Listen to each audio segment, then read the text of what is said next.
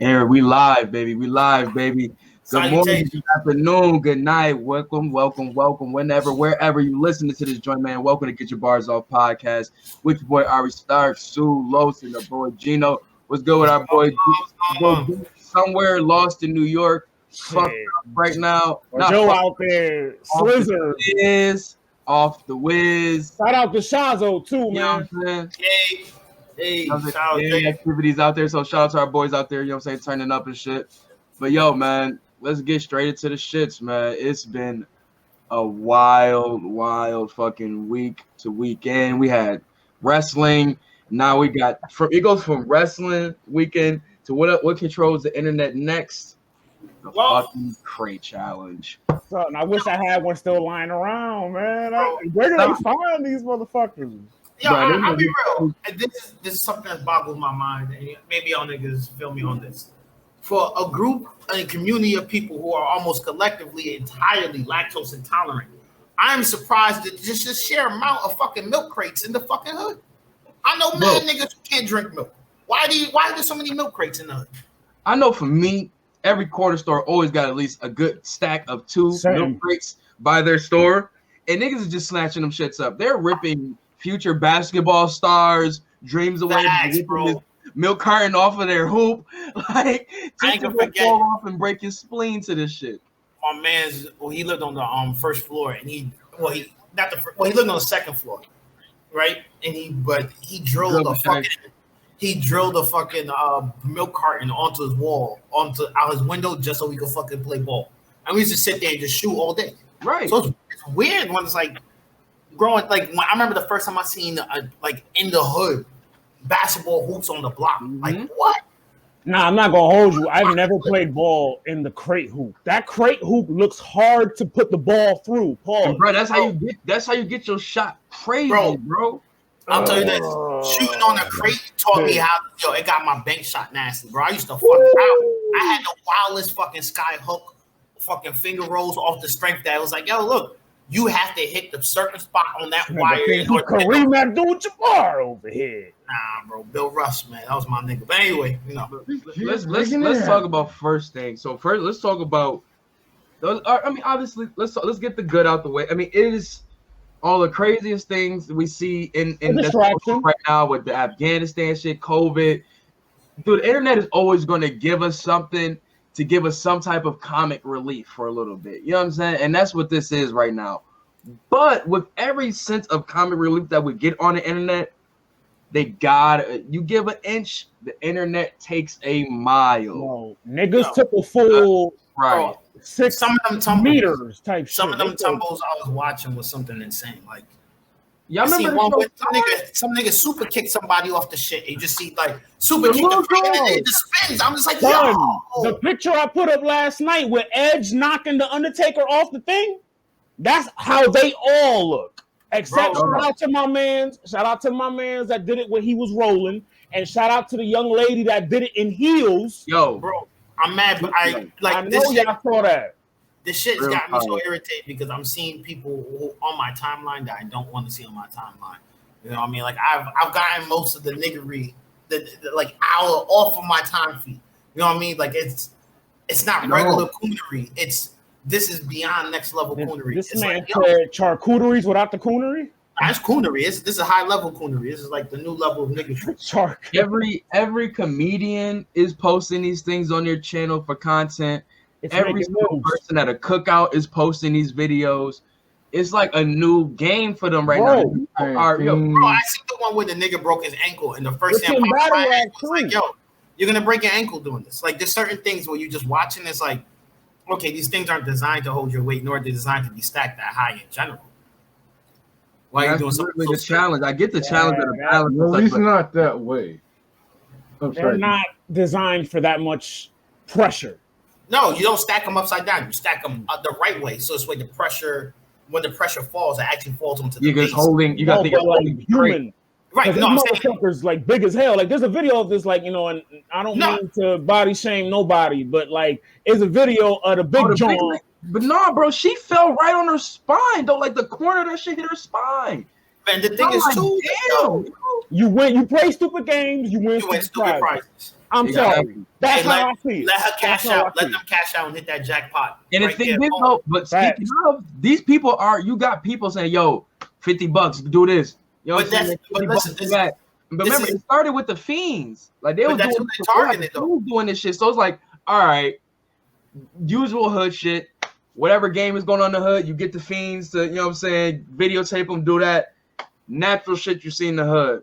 But now when you see, like, just, I'm not saying that, like, fiends are, like, some type of zombies, but you just start seeing, like, regular citizens and such, you know what I'm saying, that nature, whatever, start doing it for the same reasons and trying to get video clout to literally fuck yourself up. Like, I get the challenge itself. Like, we all come from the cinnamon challenge. And that was just as stupid. All of us could have fucking challenge. Yeah, I never got how people got the Tide Pod challenge, the condom challenge, the Charlie shit. It every year is a new one. When is the fucking? We always are gonna kill ourselves. Like, and this is some real shit. Darwinism works, and we shouldn't get in the way of it sometimes. Gino, what the quarantine of COVID taught us is that Darwinism and natural selection is a real fucking thing. Yo, listen, I'm gonna put y'all onto some science, and y'all start seeing certain shit, and you guys be like, yo, you know what? I really understand now how the animal kingdom works. There's certain shit where it's like, yo, y'all niggas are spiders pretending to be fucking ants.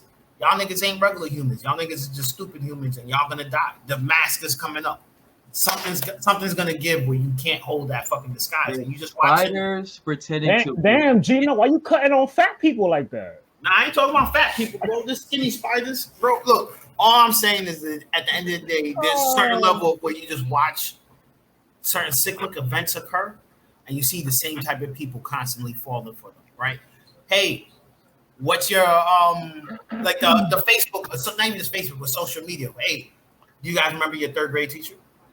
Yeah. Oh, yeah. Don't say the name. That's a fucking security question. Oh, what? Yeah, bro, you never had to fill out security questions on your bank for your bank account. Actually, what's your like second grade teacher or any of that nature? Yo, what's your favorite car? Don't you remember your first car? What was the first concert you went to? Yeah, the post will be like, oh, niggas don't even remember their third grade teacher. Like, it'll sound, yeah, you see that a lot on Twitter. On Twitter, you see a lot. Thank God I never used that as a security question. The same niggas, but yo, bro, there's plenty of posts you'll see, and I'll be just telling niggas like, yo, if you look at my timeline, you'll never see me posting shit like that. You'll never see me posting those games where they're doing the horoscope, what this color says about you and stuff like that. Because all that is just gaining personal information about you to publicly display later, so they can get your credentials. Right? I'm not pretending like I'm some rich, super rich nigga, but at the same time, I'm not gonna give a scammer the ability to scam me and enjoy himself about it. Like, yo, this nigga stupid. Like, nah, nigga. You're gonna put effort into robbing me. Hey, y'all remember what happened to me recently, right? Niggas ran up my joint. Niggas ran up my shit, man. Like, that shit it can happen to you. It can happen to anybody. Oh, nah, some nigga tried to steal my shit. This shows you gotta be more careful. Be more careful with that information you put out, man. Internet got niggas like, and the fucked up thing is, man, it's all a disease. Clout chasing, attention seeking. There's nothing. Look at people are damn near willing to put themselves in the hospital right now. Not damn near. People are willing. You are willing. Not damn near. You are willing. It ain't enough rooms in the ER because of the COVID victims. And people, that's a whole nother story right now. You got whole doctors. What was that? South Carolina? They walked out of the hospitals. Yes, sir. Yeah, man. Like, not to like segue real quick, but like, what's your thoughts on that real quick? Like, knowing, like, I know you work in the hospital, but just the fact that they're pretty much saying that, yo, y'all bring another motherfucking unvaccinated person in here instead of a person that could possibly have heart failure or need help for any other nature other than just unvaccinated people. I'm going to wild out. And they pretty much said, we're just going to walk out. And they did. That was really telling. Working in a hospital, you see a whole host of like patients and shit like that. Like, but like, I get it. Like, you're not gonna. There's people with cancer, terminal cancer, that are being put to the side for, you know what I'm saying, unvaccinated. Like, it doesn't. I get why they walked out, but at the end of the day, I mean, I'm also the proponent of bills ain't gonna pay themselves. You know what I'm saying? But do you feel like you're being overworked at a sense where it's like I don't feel like I'm being overworked. If you're asking me that. Go ahead, G. So I used to work. You guys know I was in the military, I was in the Marines, and I was in a specialized unit, chemical biological incident response force. And this is some of the stuff we train for. Like if you ever played the Division, the people that come in and like help set the decontamination, that's pretty much shit I got trained to do. And that wasn't my job per se in the Marine Corps, but that became one of the jobs I filled. And it's weird because when you read the protocols and the stuff that we were taught, you get this idea that the American public is going to do the best for the American public. Mm-hmm. They're gonna recognize like, hey, you know what? Yeah, there's gonna be some rogue actors, some bad actors and shit. You just kind of gotta wrangle them in. But for the most part, overwhelming majority, everyone's gonna do their part. There's apprehensions. You can't dissuade. Like me personally, I know America's just history with dealing with people of color as far as medically, and especially women, Gino. Exactly. I was going to talk about how the gynecology is founded on Black women's bodies, flat on their suffering and their torture in order to anatomically study them, doing inhumane subjects, incredibly cruel.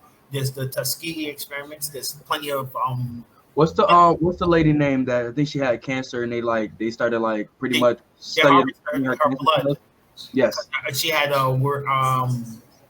was some type of crazy protein. She had a rare protein in her blood cells that was fighting off a certain sickness, and they constantly were able to harvest this in perpetuity because she was at a research hospital when she was treated, and that's one of the things you signed away, which is insane. But her family gets none of the benefits from the patents they do offer her DNA. But then there's also the textbooks which discuss of how people of color have thicker, higher pain tolerance and stuff like that.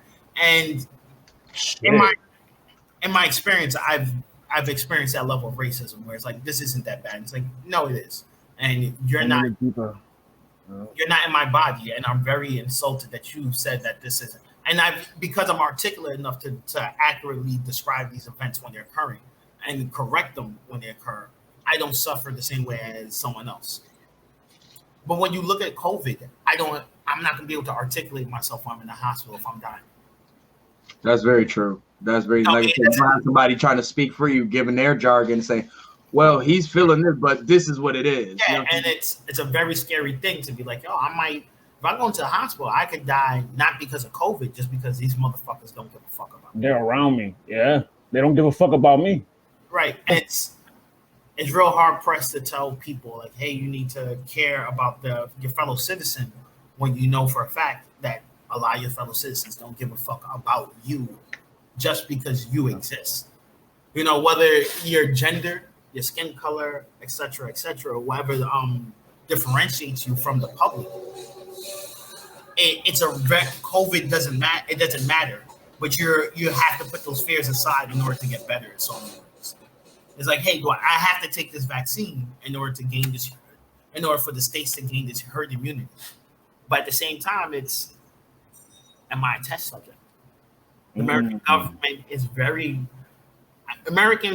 what's good for the American public isn't good for the American individual often. Too late for me, nigga. I think what you were saying you were saying something earlier that kind of had me think it was like America always try to look for their best, what's best for the Americans. You know what I'm saying? But more so what's best for American interest is what always comes out to play.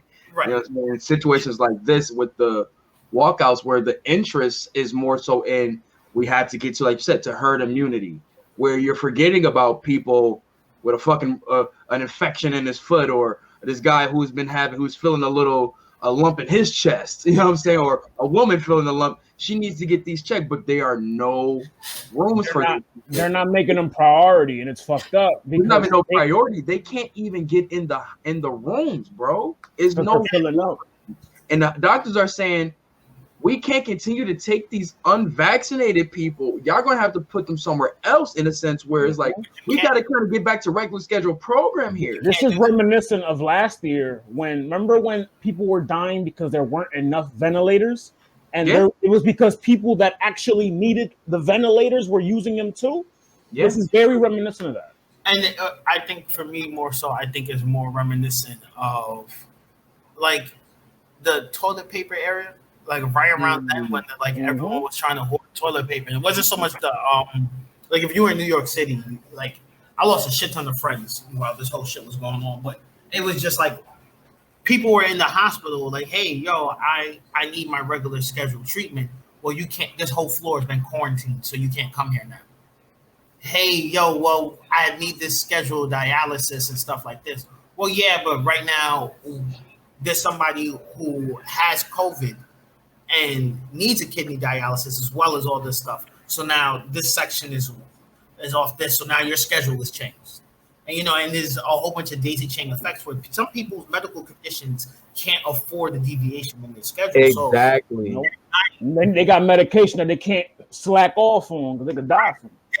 From COVID without having COVID.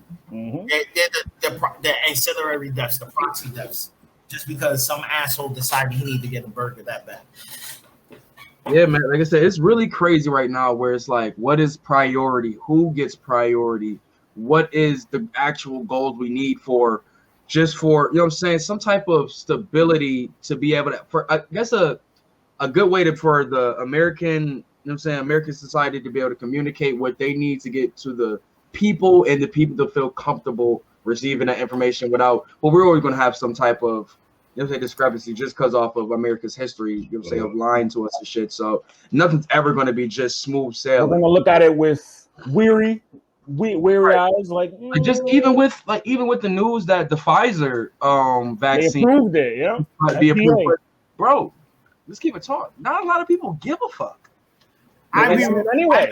No, I think we do, but like a lot of people who've been using that as like a question, like, well, this hasn't been approved. Or it's so late in the game right now, where it's like, are you doing this because we're on your ass, or is this because, you know what I'm saying, it's finally here? You know what I'm saying? Kind of sense with like, kind of like, not to go into it, but kind of like with the Spider-Man documentary where they was like on their ass with this trailer. So much niggas like, you know what? We gonna leak this shit. All right, say less. We'll drop the trailer. We'll just drop it. Trailer. But please come see our movie. Like, but nah, son, this is like they kind of got like I don't want to say they got pressured into kind of like expediting. It looks away. Perception is everything. It looks away. It kind of feels like if other ones haven't been approved yet, Pfizer's the first one, so it probably it was only going to take like six months or a little bit. Pfizer is the one that I guess had like the least complications, so I guess they started off with that. I think we'll see. For me, and I try to tell as many people as possible, see what America does with the fighting force. You know what I mean? The Army, yeah. Like whatever they say, the Army, the Marines, the Navy, the Air Force, the Coast Guard has to do as far as the vaccines. That's the posture you should take, because you have to operate with the idea of America is not willing to risk its self-defense. Today, so, what's good, Yasin? What's good? Assalamu alaikum, brother. Alaikum salam. That's my boy. My brother from another mother. So when you say something like that, do you think more so like when you say that? I don't know, maybe just me being a historian, but I think of those LSD days, those DMT days. The Supreme Ford. They just start moving his head. I'm like, y'all, this nigga sound like Arri. And this nigga start talking for me and shit. Ventriloquist. All right, go though. But no, pretty much with that, like they won't, you know what I'm saying, pretty much sacrifice their self-defense. But when you think of those older days where you have the LSD days and DMT days where they were, no, they weren't. And I want to point this out. That wasn't going to the troops at mass. It wasn't the 100%. It wasn't going to the troops at mass, but they were testing on the few. You know what I'm saying? Right now, we talk about the COVID-19 vaccine, Yasin. But the fact they even test on those guys, like you said, we want to make sure that if we have to be good, because we got to be out here. So you want to make sure we're vaccinated and such like that. But when you have them bring like, well, let's try this, and you got those select few, and then next thing you know, LSD's all through the country now. You know what I'm saying? Well, I mean, LSD through the country was a whole different story. I wasn't directly because was it Oregon that approved all psychedelics? Portland, yeah.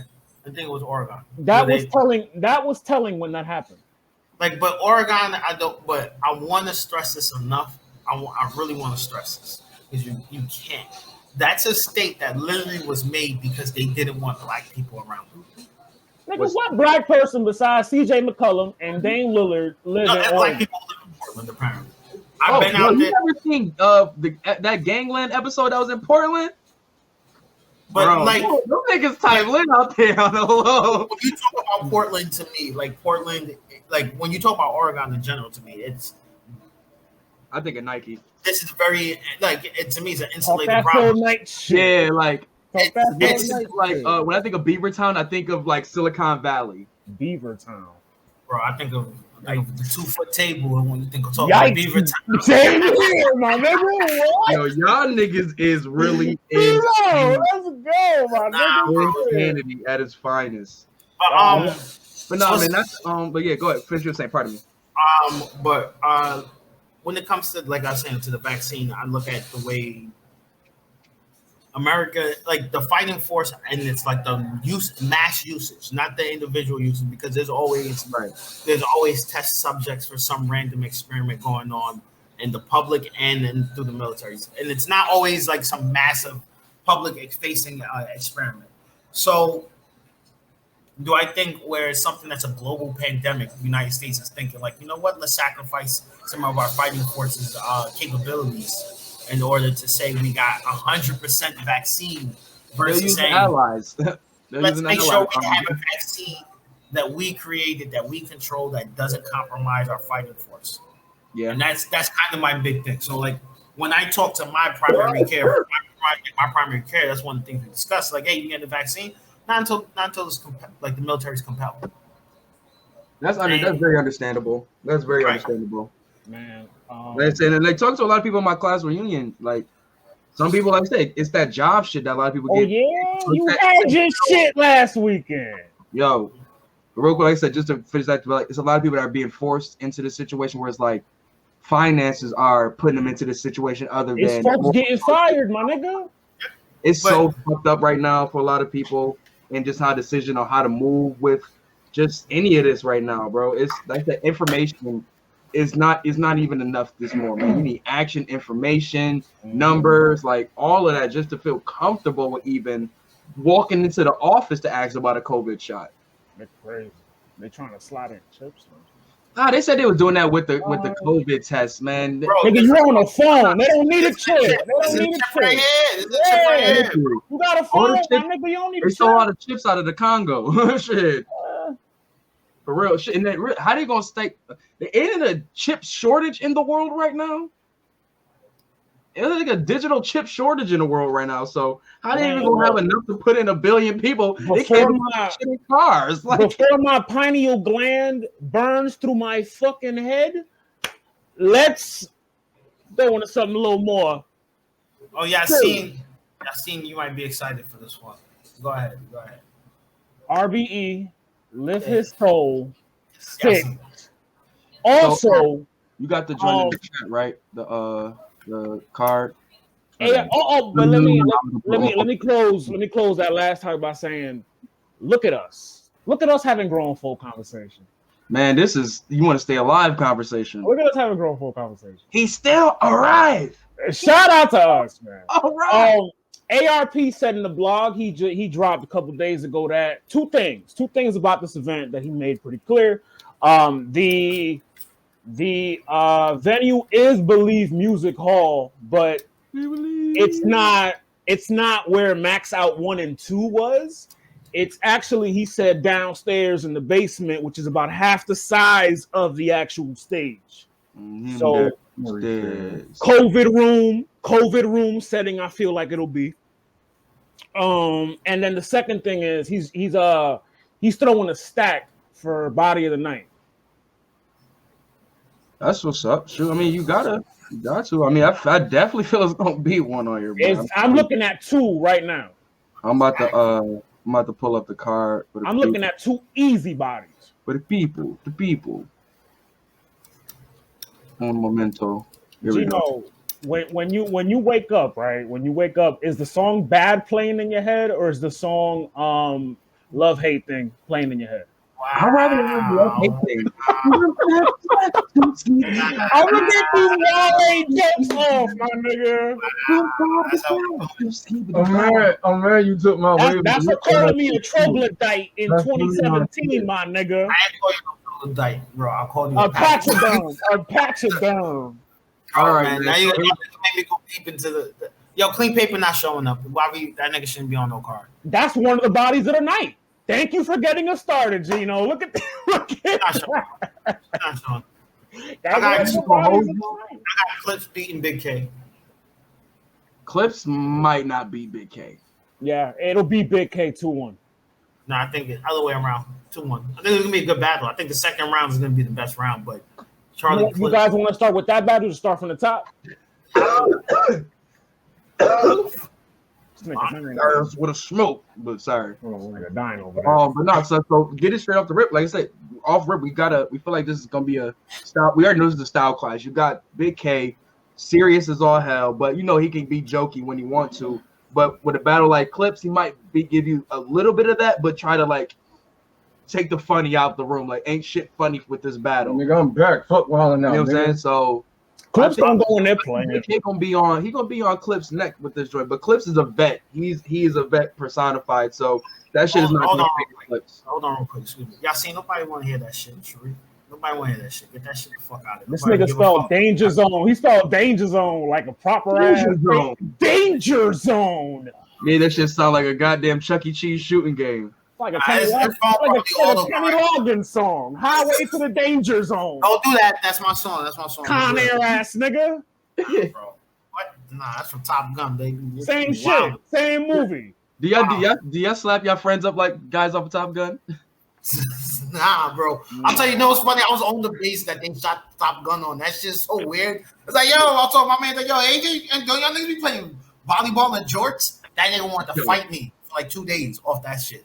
Said that shit. So we got Big K pretty clearly.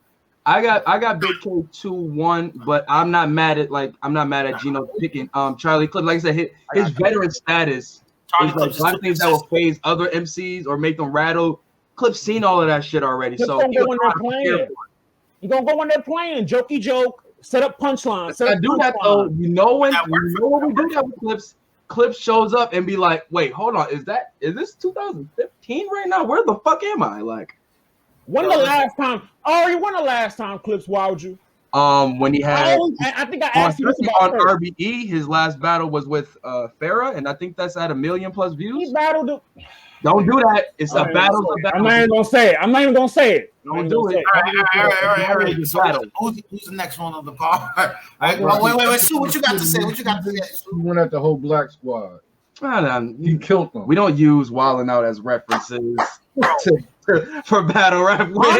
Honestly, the last time Clips wowed me was that little run he went on when he beat Verb. The Big T, the X Factor. I'll even go further and say Rex. That's fair. Rex.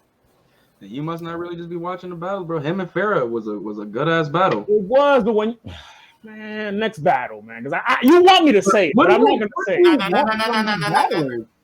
Just go on to the next battle. See where this is going. He wants me to say it. Let's he keep want me to say it. I'm not gonna say it. Let's not get views for the wrong reason. I'm not gonna say it. He want me to say why. Yeah, he did body Rex. Amen. I just asked the hard-hitting questions. We'll go right into the battle of the night. My battle of the night. Red versus Magic. And you got the nerve to be talking about Clips, boy. Listen. I'm gonna tell you why. Both of these niggas need this battle. Yeah, that don't mean they think. Both of these niggas need this battle. Red need that right now.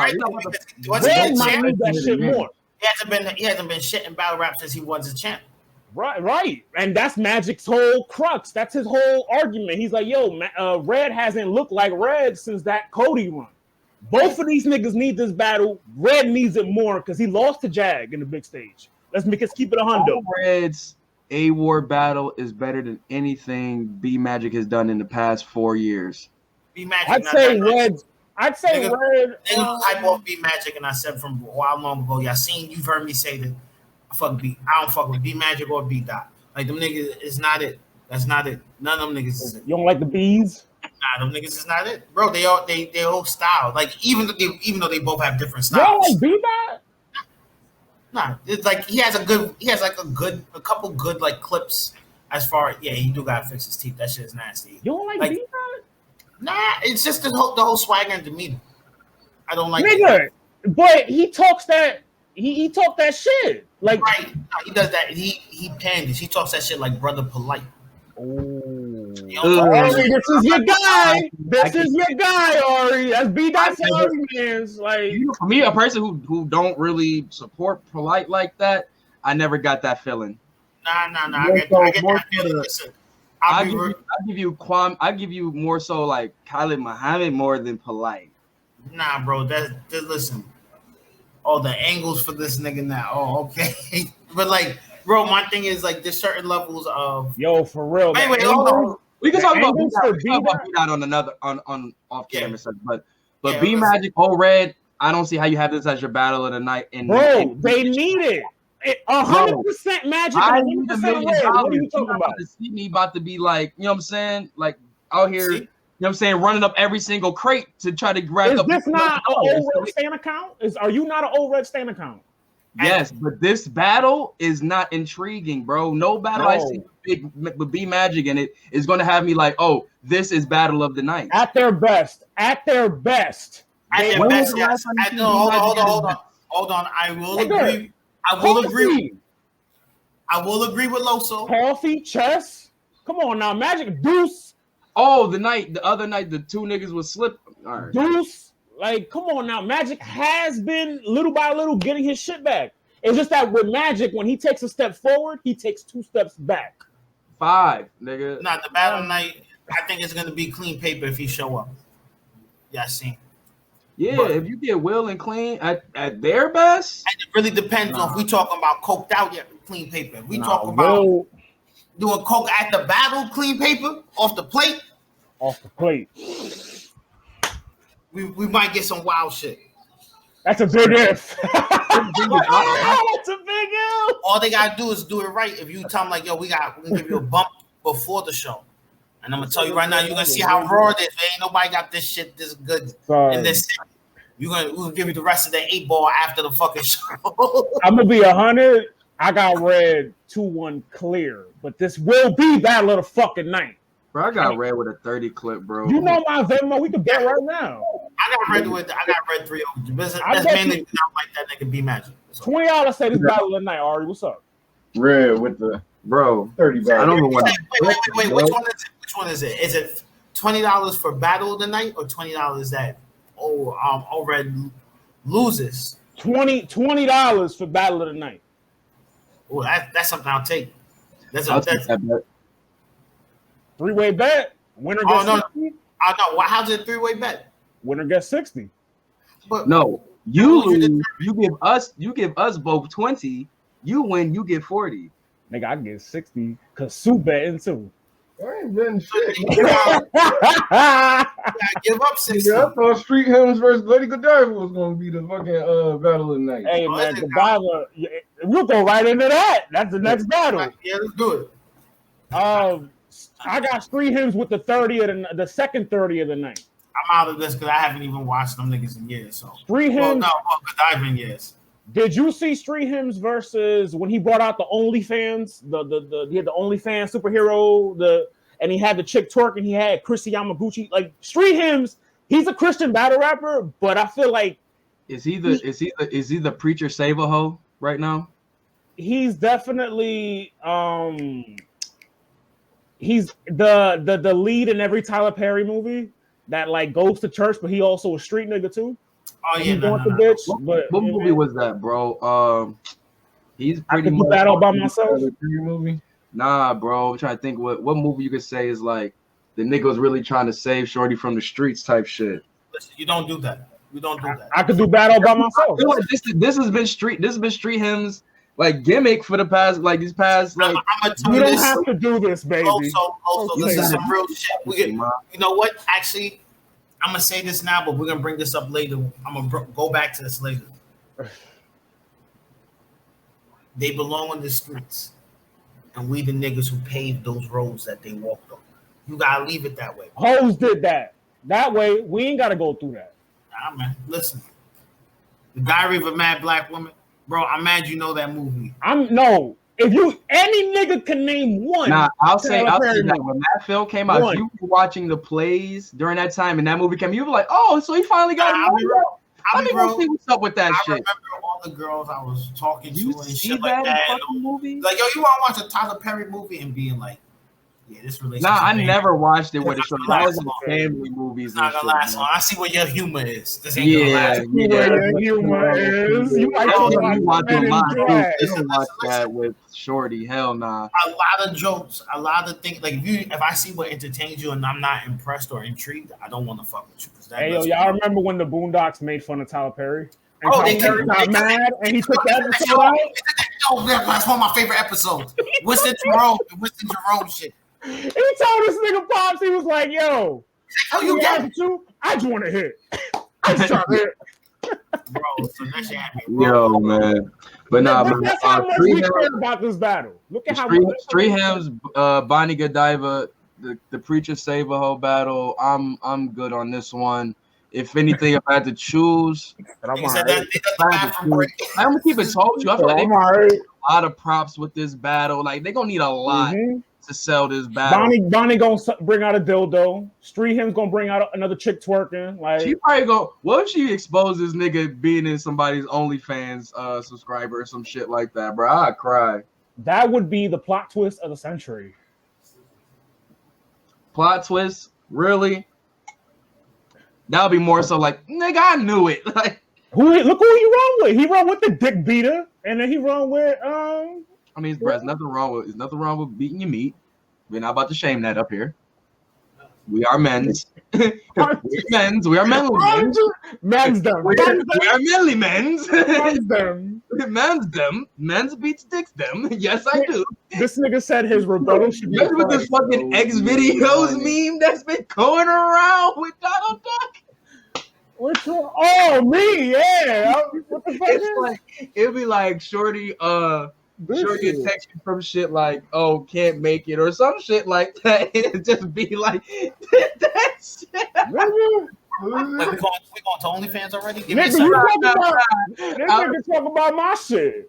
I was just saying this meme has been killing me, bro. This X videos meme with just Donald Duck. Hours, nigga. Cause he was saying that Street Hymns roll with the saga, the dick beater, whatever, blah blah blah. And I'm like, hey brother, we not to be up here shaming beating your dick now. Like we not about to shame you. We can't be doing that yet. Like that is called goddamn therapy. Fuck is you talking about? All right, man. We don't care about this battle. What's the next one? Oh yeah, Ill Will clean ARP 2-1. Ill Will 30. I think Ill Will's gonna either 30 him or clean not gonna show up. And if we do get a good clean, maybe one round, but maybe a return round. He get the return gas for a round. Ill Will takes the other two. But with this being like, you know what I'm saying, a Michigan battle, I mean, I see this. Hopefully it's not no friendly shit, but I never seen these niggas to be like those type of friendly guys like that when it's battle time, it's battle time. So well, you seen Ill Will and Cal, like that battle was amazing. Right. Cool. That was a little bit more, that was a little different. That was a little, you know what I'm saying? I watched that shit last night, man. I forgot. I'm gonna go Ill Will with, you know what I'm saying, a good 3-0. That's just off the shit he been going off. Easy money. They do have history. Yeah, but Ill Will been on shit lately, you know what I'm saying? So I'm gonna go with the 30. Yeah. Ill Will is on a tear right now. Like the way he did Jag on that stage, when I can't wait for ARP to drop that battle. Cause that blood, that shit, son. It was ruthless. What we got? What battle we got next, man? We got Stress versus Emerson. Ooh, this is a potential battle of the night right here. This is what. Why is that? What you making that face for? I fuck with EK. Oh, now niggas fuck with. Listen, man, look, EK is taking pages out of the Loso handbook. Let me tell you something. Wow. He got the white. He got the, you know what I'm saying, the caucus joint. You know what I mean? He got the caucus joint, and then he got the little YouTube show. You know what I'm saying? And EK hate. I'm not hating on. Hate. We got a guest. Hate. Hey, I get good Joe. The number one EK hater in the world. Good. The number one Emerson Kennedy hater in the world. Oh, that nigga's trash. Yo, this nigga out here looking like a goddamn heavenly Taz with the white towel. Joe like the Ninja Turtles when they wear the fucking the samurai joint. Nah, he looked like Tommy the White Ranger when they turned into the Ninja Rangers. Shit, bro. Oh, roasted y'all Arri. You look like 50 Cent's son that got shot in Power season 1. That nigga got you the fuck up out of here.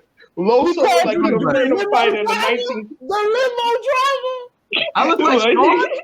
Yeah, you Sean ass nigga. And Loso look like a limo driver from 1976, nigga. Now you real talk. You look like you get your big ass roller looking ass out of here. You get your Blastoise. What's happening though? What's good with y'all? What's My nigga, you doing like you outside? Oh, we outside though. We having a whole fucking party in the backyard. I just came inside to say what's up to y'all. Jason and Jarett. Tell Jason, Jarett, and Danielle I said what up. Hold on, they right here. Yo, Jason, pull up real quick. What's the one that was talking crazy on the last podcast? Where's she at? Where's Hey, gang activities. Maharaja activities. What's cracking? What's good? What's good with y'all? Nah, y'all move aside. Where is my lady? Not for you. That's not that's not for you. No, that you gotta pay for that. That's Patron shit. They outside wilding right now. Great times. I gotta pay. What's her OnlyFans? I mean, she only got till October anyway. Only hers dropping discounts. Only hers coming soon, my nigga. She only got. Nah, so they better be doing them closeout sales like Big Kmart. It better be closeout. Fuck that. Fuck is you talking about? Joe, who you got? Chef Trez or EK? Chef Trez. 3 of them things. 30-30, bro. Treat them tangs. Same energy. I got EK 2-1. You know why you got EK? Because you be wearing them fucking kimonos like that, nigga.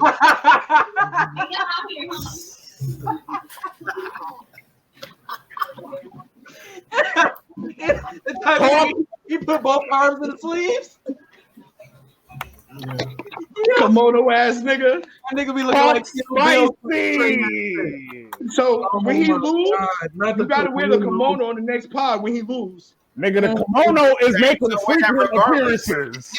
Regardless, bro. I'm wearing that regardless.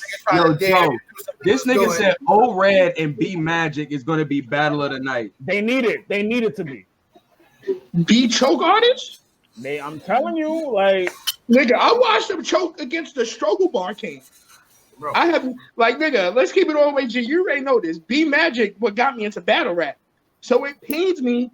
It's like, that's right, y'all. Yo, put that on the screen. Put y'all scene on the screen. It's not gonna be the battle of the night. Just put it there. It's really not. Nah, he's right. It's not. Not one bit. That might be the body of the night, bro. Over my body is nigga. I'm telling you, when we come back after that show, I'm telling you. I might not remember what I'm talking about right now. Because I'm wild lit.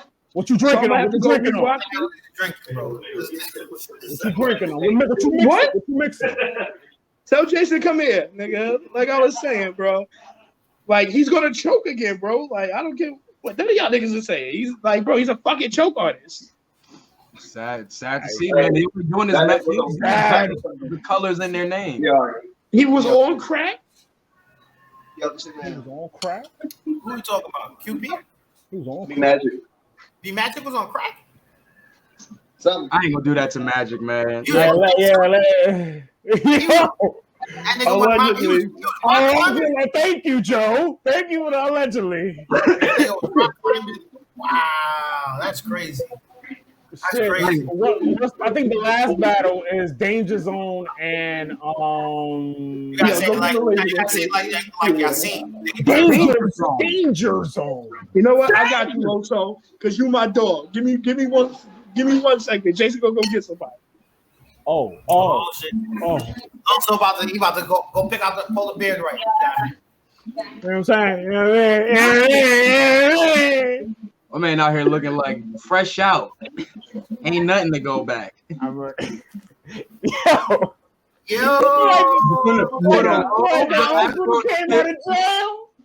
Nigga, I've been on that grill for 6 hours, bro. Lady, I am drained, drunk. This nigga, you been grilling? You been grilling grizzlies? What's good, Jarett? I mean, they did for good, but I'm not like, fuck is this nigga? Joe, you better not be out there eating glizzies. What I look like, nigga, this steak. Yo, they say glizzies take off 36 minutes off your life for every one you eat. Yeah, man. Y'all keep saying glizzies, like, I'm gonna eat that shit. Bro, man, I don't know what you're doing. I don't care if you break them in pieces and eat them like hot dog. Nah, if you break them in pieces, you should be all right. It's still taking 36 minutes off your life for eating one. It don't matter. Y'all seen come up with beans? Like, what are you, a kid? Y'all seen hot dog and beans. Our Summer Madness 11 predictions are a couple episodes back. Subscribe to the channel, hit the notification bell, go look in the archives. We got you. Yeah, see, this is some shit you can definitely listen to. We on Spotify. I'm gonna send you all the links and shit. Who they bringing out, man? Right here. Hey, what's shaking? How you doing? You got the big body. Oh, that's black. You know what I'm saying? Ebonics for damn. How you doing? Hey, tell her to walk back, but then walk back the other way. I didn't see her. I want to see you go away. You know what I'm saying? I hate seeing you go, but I love seeing you leave. That's such an old man. Get your McDonald's checker playing quotes out of here. Shit. Man, I just want to say whatever. I'm playing fresh. I'll be back live for the next one in full. Right, my nigga Joe, enjoy my G.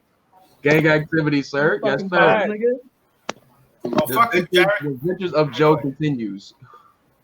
This nigga thinks in Savio Vega, big move. I hate this nigga so much. Savio Vega.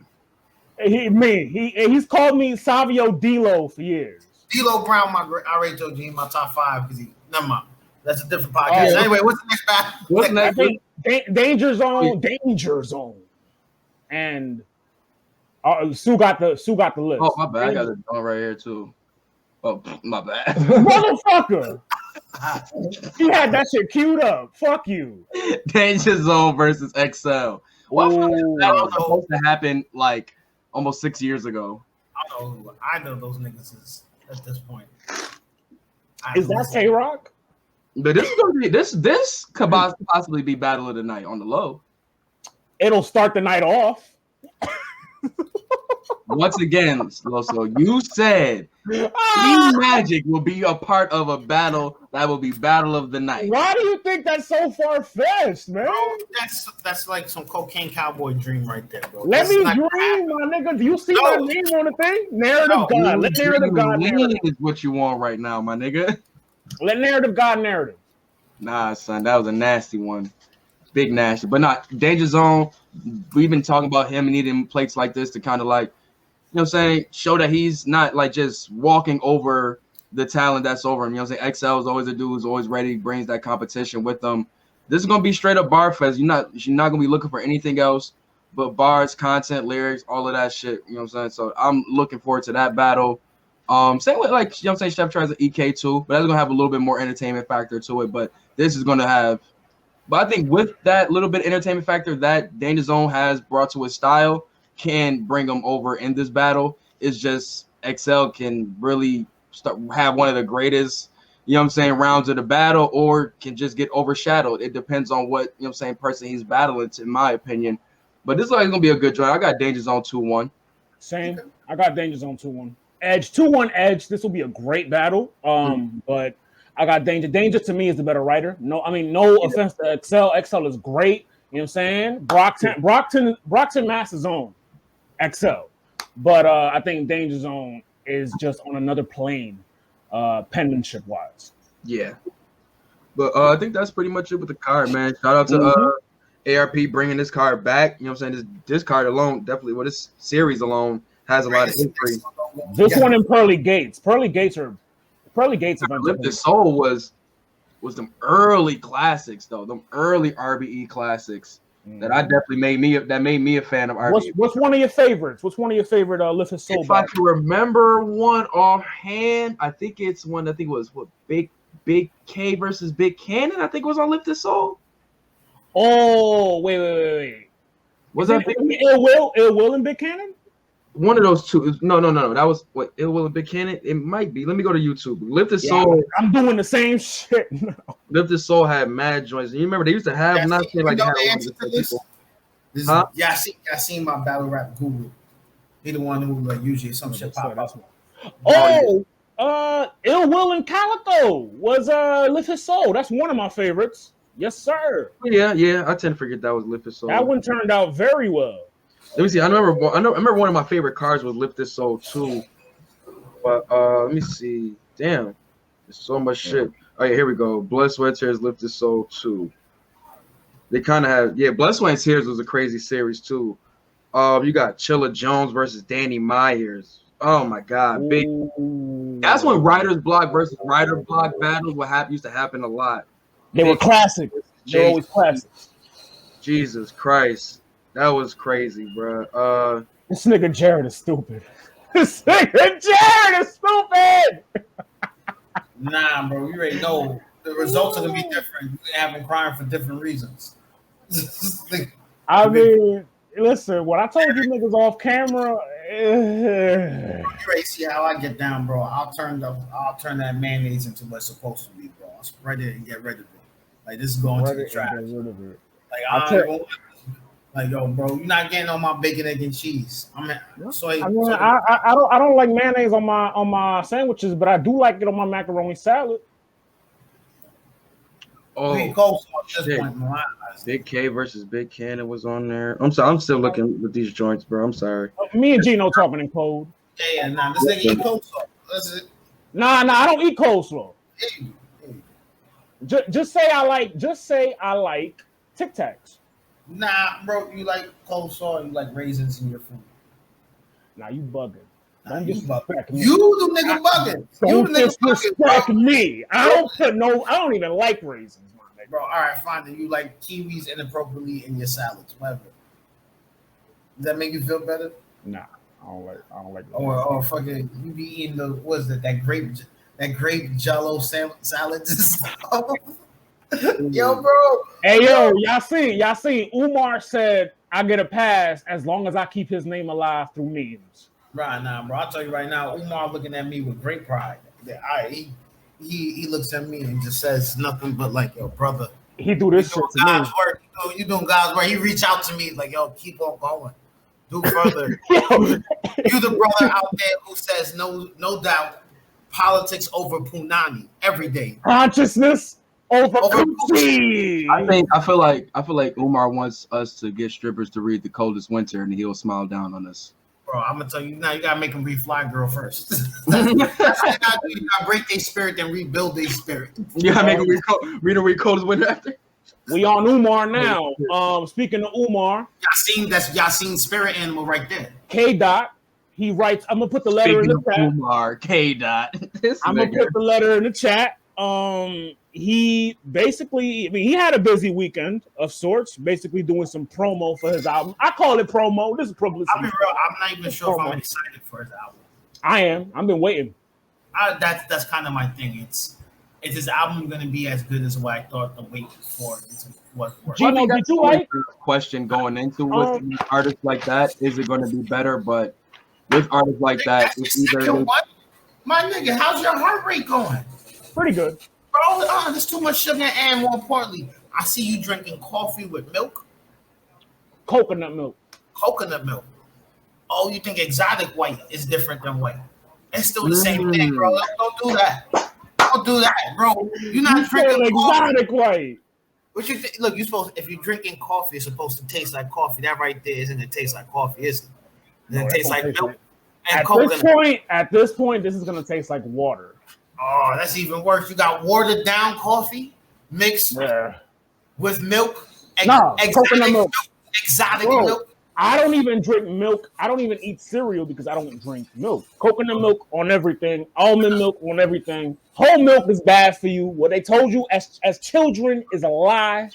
I'll be fucking some cereal up on God. Bro. I drink lactate. Gino, did you like To Pimp a Butterfly? So To Pimp a Butterfly, quick story about that. I already know what I'm about to say. I used to beat To Pimp a Butterfly down every chance I got because I like Good Kid, Mad City better. Recently, I heard To Pimp a Butterfly in its entirety. Fam, that is the greatest body of work I ever heard in my life. I'm gonna put it like this, and this is how I view KDot. Everything up into Good Kid, Mad City is repeatable. Everything else is the first experience, and that's your greatest experience. And it's not to say that he doesn't have repeatable songs. I'm saying like this as far as sitting down, listening to the whole entire album and getting that you digest them differently? Yeah. Oh, yeah. Like, all right, so Good Kid, Mad City, I could listen to the album, put it on repeat, and be fine. Nigga Jarett stupid. But when you talk about The Pimp a Butterfly, it's not one of those albums. It's a good album. Don't get it twisted. I think it's a great piece of art. I think it's a wonderful thing, but it's not one of those things where it's like, okay, I need to listen. I can bump this like 3 or 4 times a week. That album was more so this is getting you through what's going on right now album. I can bump that album at any a sign of the times album, if anything. Same thing like Damn. Damn was a great album. I didn't like more so the thing where you saying collective version, they brought the shit out and put the back, maybe you had to listen to it backwards. I liked a couple of the songs on Damn, but Damn as a whole project couldn't fuck with it like the. No, I'm saying, but I love Damn as a whole. One of those projects where it's like I can listen to it one time, and then I don't need to listen to it again for a long time. You don't pick at it though, like you don't take songs you like and save them. Nah, because again, it's certain things are you don't want to take like pizza's good, but you don't sit there and say, you know what, I'm just gonna just take the pepperonis and eat these, and I'll come back for the cheese later, come back for the sauce later, then come back for the bread. There's some fat niggas that do that. I mean, right. But those we don't talk about those niggas because they're not supposed to be alive. Talk that shit. Talk that shit, nigga. What I'm saying is when you're talking about digesting this body of work, I need my whole slice. I need every bit of the ingredient on there. So that's what I felt Damn gave you in a sense though. Right, but again, that's what I'm saying. Where it's like this is a project where I have to listen to it in its entirety. It's not a horrible analogy, nigga. Just say I'm too stupid to understand the analogy, and we can move forward. Nah, Jarett, what Jarett says before that don't make sense though, because I don't. Like, have a time in 5 seconds something that's better. It's always better than that. What's better than that? Is it sonically better? Is it lyrically better? Is it content? Like, how is it? I can see what he's saying. Good Kid, Mad City is just literally you're literally it's like you're listening to a mini movie.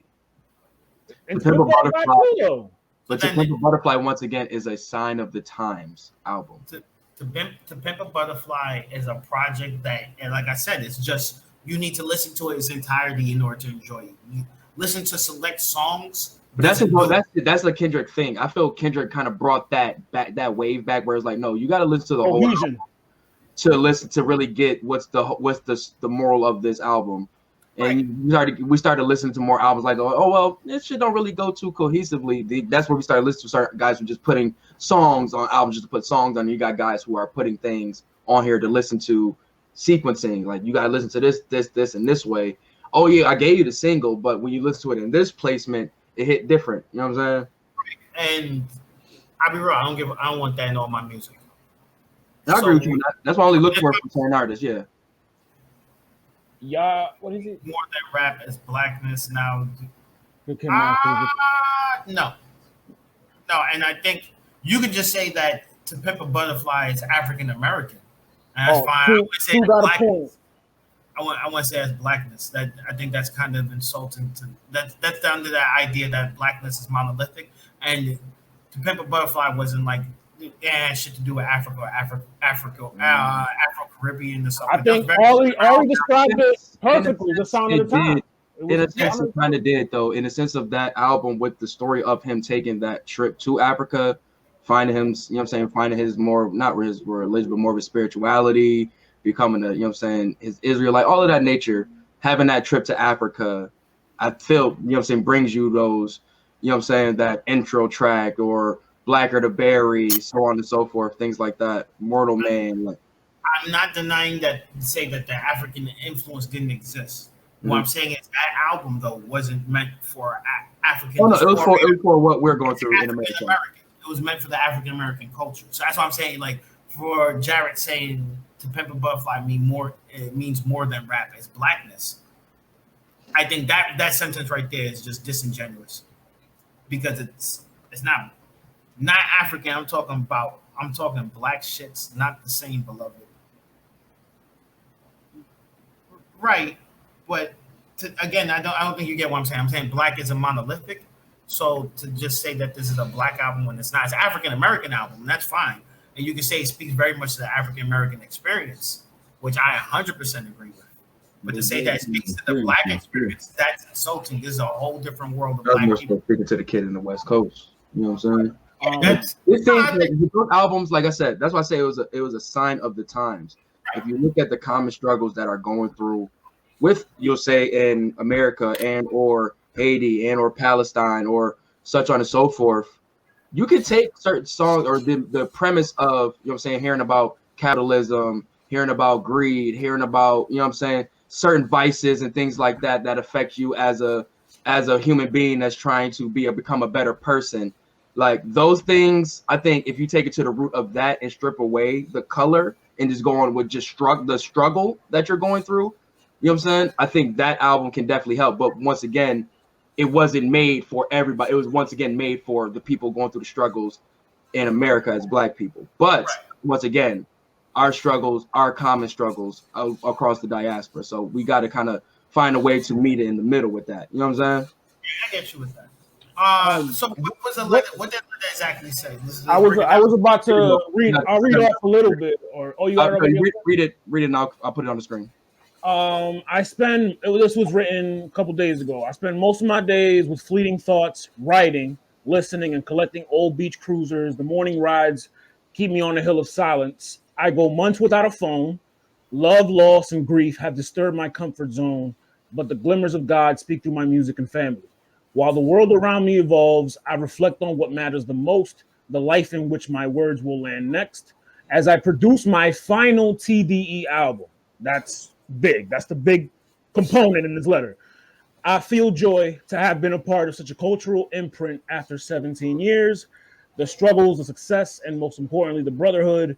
May the Most High continue to use Top Dog as a vessel for candid creators as I continue to pursue my life's calling.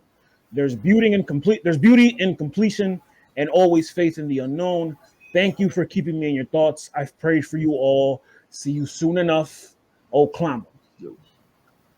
I don't know what the fuck that shit meant. Yeah, I think he meant Oklahoma. I don't know. Oklahoma in a second. But let's attack the big thing that you seen in there, which was final TDE album. Now we know he has his own creative. Wait, hold on. Can you put that back up on there? Yeah, I got you.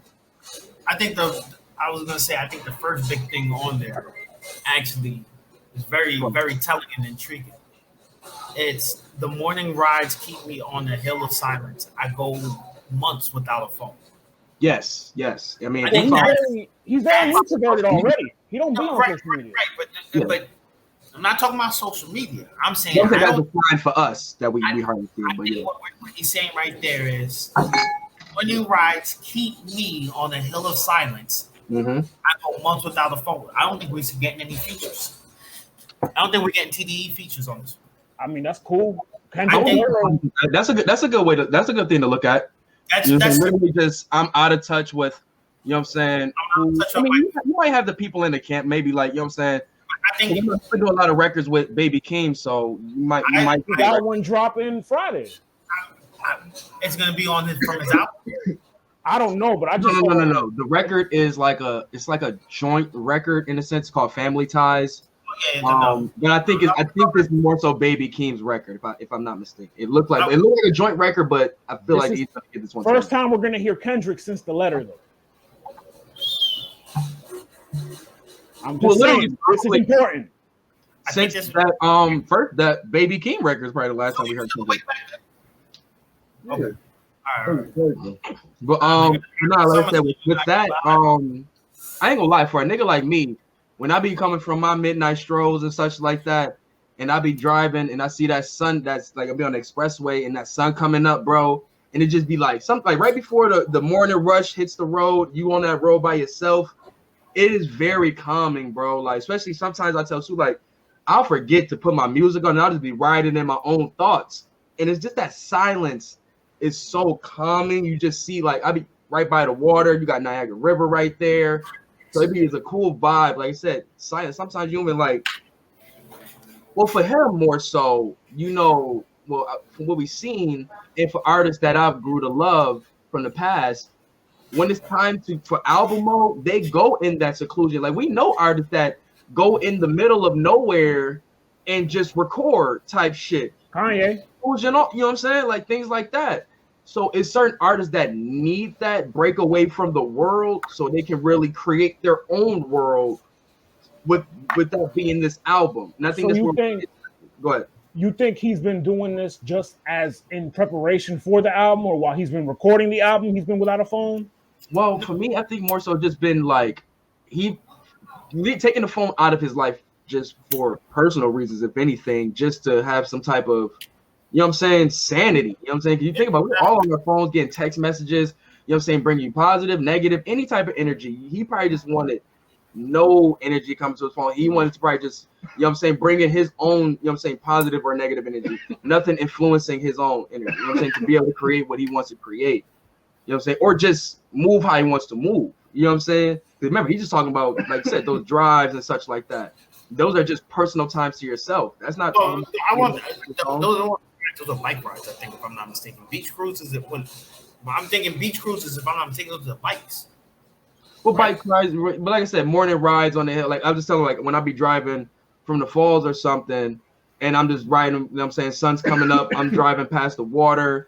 And it's just I'll have the music off. I'll have the music off and just ride to the, you know what I'm saying, just to the silence. And it'd be so calming. You know what I'm saying? So I definitely understand where that can, like, it's just time of your thoughts, being without that phone. It's all time with yourself, learning more about yourself, all of that nature. So I can definitely see Kendrick being like that. And probably a couple of times we see just be, like I said, we hardly see him on social media until it's time to promote. Well, hold on. Jarett disagreed with that. Jarett says, nah, Kendrick used to be on social media like crazy. Shit, he put me onto our drummer's ear. That's what to say. He was always on there. I think like up until like prior to Pimp a Butterfly, he was heavy on, like I don't want to say heavy, but usually doing like the regular social media artist stuff. Same with, you know what I'm saying, a lot of these artists, Cole. You know, Niggas grow up, man. Niggas grow up. They don't need social media like that. See, Charles, that motherfucker depleted his old Instagram, and once again, that one post, unless I'm promoting type shit. You know what I'm saying? Like all these niggas I don't need a phone or I don't need the social media shit to move and groove how I do. Like you know what I'm saying? But once again, saying he's moving without a phone, knowing that he has his own company and creative stuff is like he's really must be in a tunnel vision. But to go into the TDE final TDE album, speaking of that, he has his own creative company called PG Lang that he got Baby Keem signed to.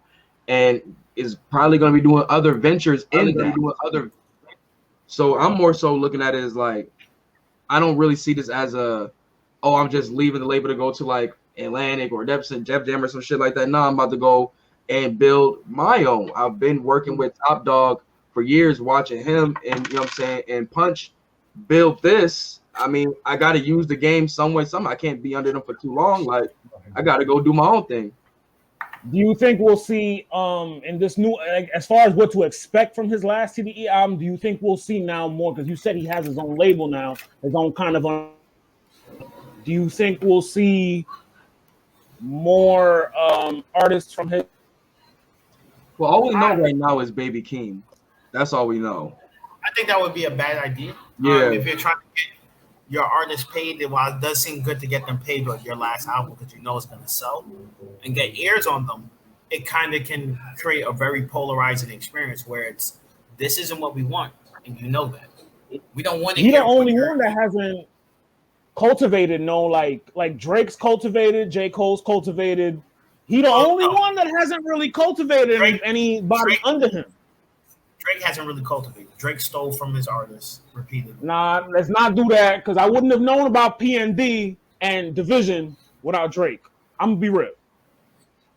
Well, yeah, because you heard the sounds on his albums first. Or Weeknd. I wouldn't have known. At least I'll give Drake that credit. Listen, The Weeknd did like 4 or 5 songs of The Weeknd that ended up on Nothing Was the Same, or was it Take Care? Take Care is Weeknd's album. That's Weeknd. That's the prequel to fucking the Echoes of Silence. That's the prequel. Right. That's my point. So when what was it? Party Next Door. When he first not Party Next Door, Maycon. He dropped out. Tuesday. Yeah, Drake took that whole song, took that whole vibe and shit out that he was building up, and took that. Now, J. Cole. That was my shit, dog.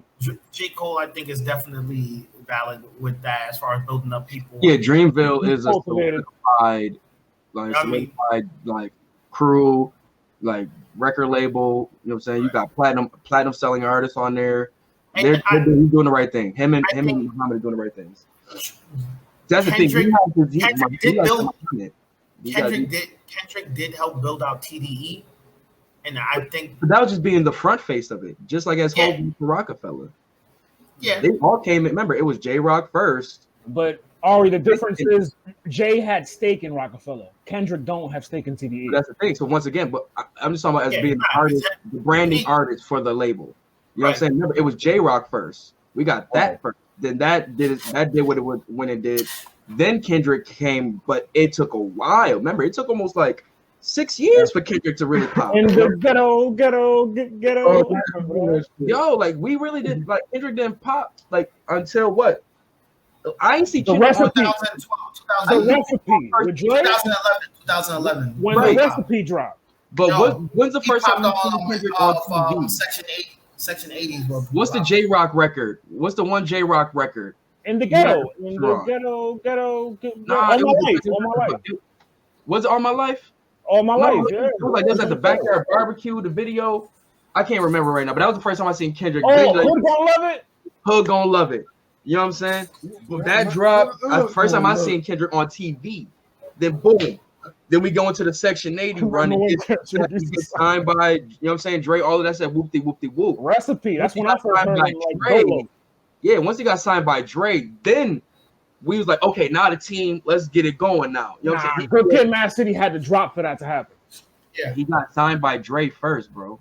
But nothing would have happened if because the reception he got from Good Kid, Mad City would have Section 80 got the fire burning already. Not like Good Kid, Mad City.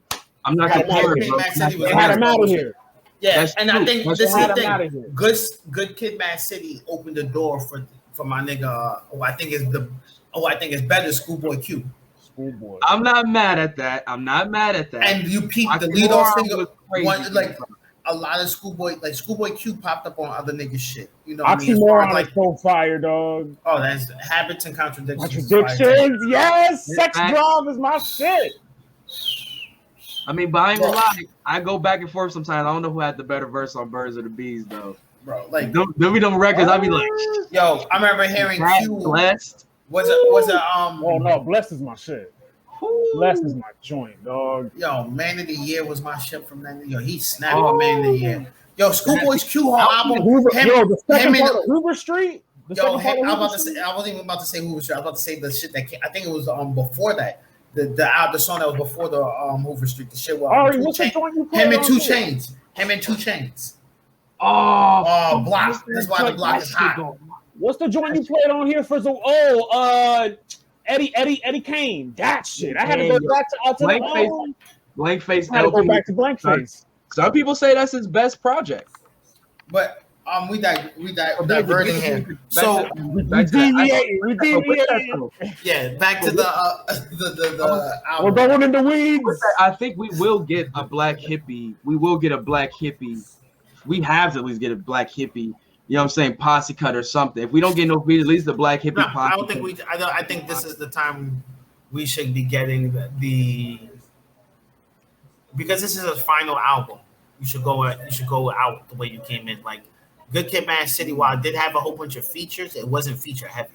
Remember, the album was like 20. It was like 17 songs. Yeah, you take away the deluxe. Yeah, it was meaty, but it had a lot of features. Right, but the features. What I'm saying was the features. A-Rock. The features weren't. You had Dre. You had had RBX from.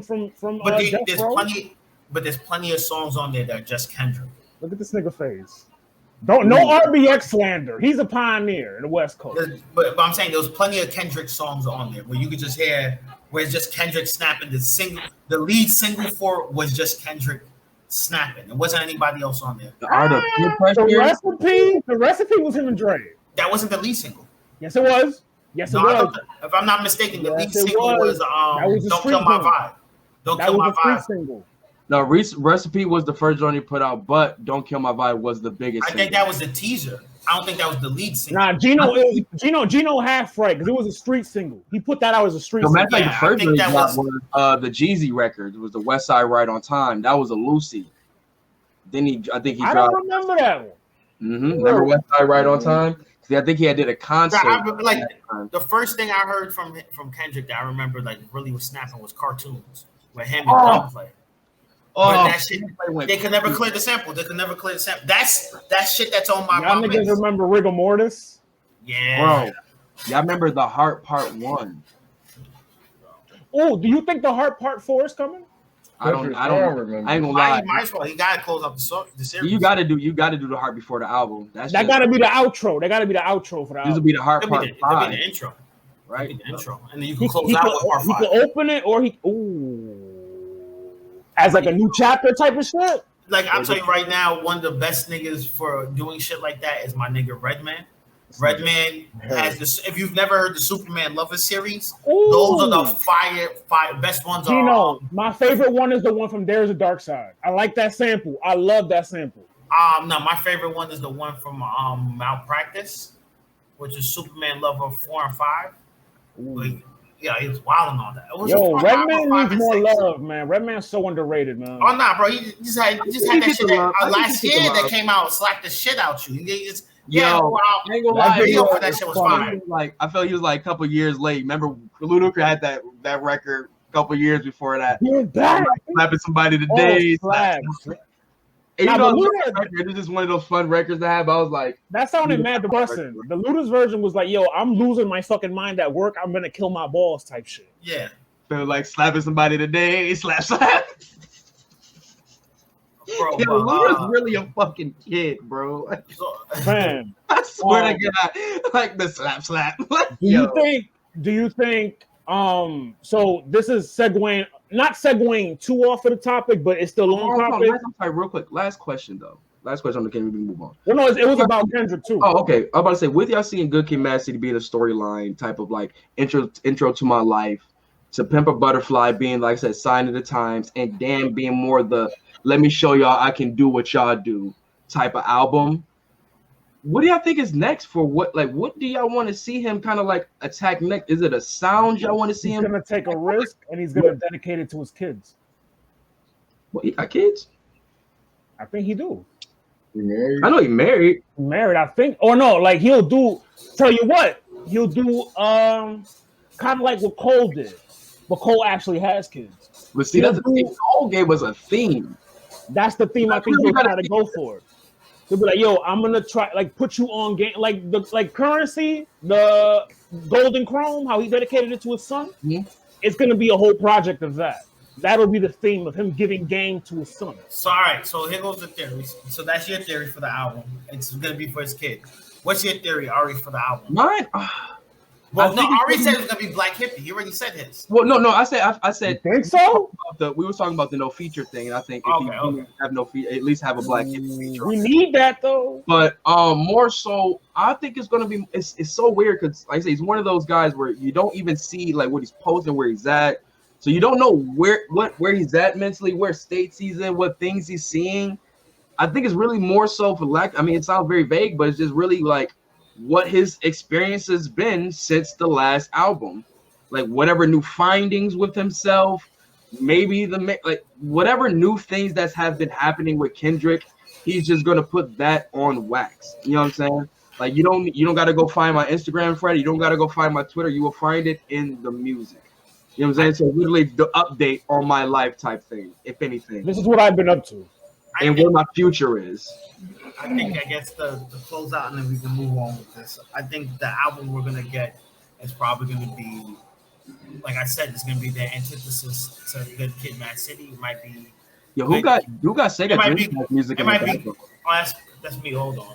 Somebody. You got Sega Dreamcast.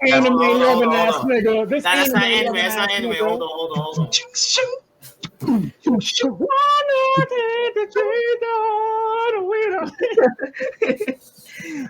My man had Crazy Taxi music in his background. Somebody was watching the movie. I didn't know that. Oh yeah. I didn't know the fucking. Pardon me, beloved. Pardon the God. Pardon, beloved. But what was I saying? Yeah, I think it's gonna be the antithesis to Good Kid, Mad City. We'll probably get like Good Kid, Mad World, pretty much like a bigger album of that. Good Man, Bad World. Yo, just something where it's like Bad World. Album sequels are a thing. Well, I'm not even saying I wouldn't even say album sequels, but it's more so, hey, this is the first album you heard was you guys getting a view of me, and now this last album you're gonna hear from me on TDE is gonna be my view of you. So in a sense, kind of like what American Gangster is to Reasonable Doubt. No, because I didn't find American Gangster to be that good of an album. I felt that was more of I felt that to be a gimmick album. I feel you that was a gimmick album.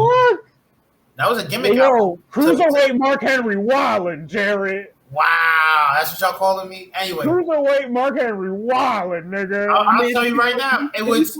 I mean, do you feel that same way about Reasonable Doubt? No, I didn't think Reasonable Doubt was a gimmick album. That Gino's album was literally a gimmick. In reverse. That album was literally a gimmick to capture off of what Denzel Washington's fucking movie.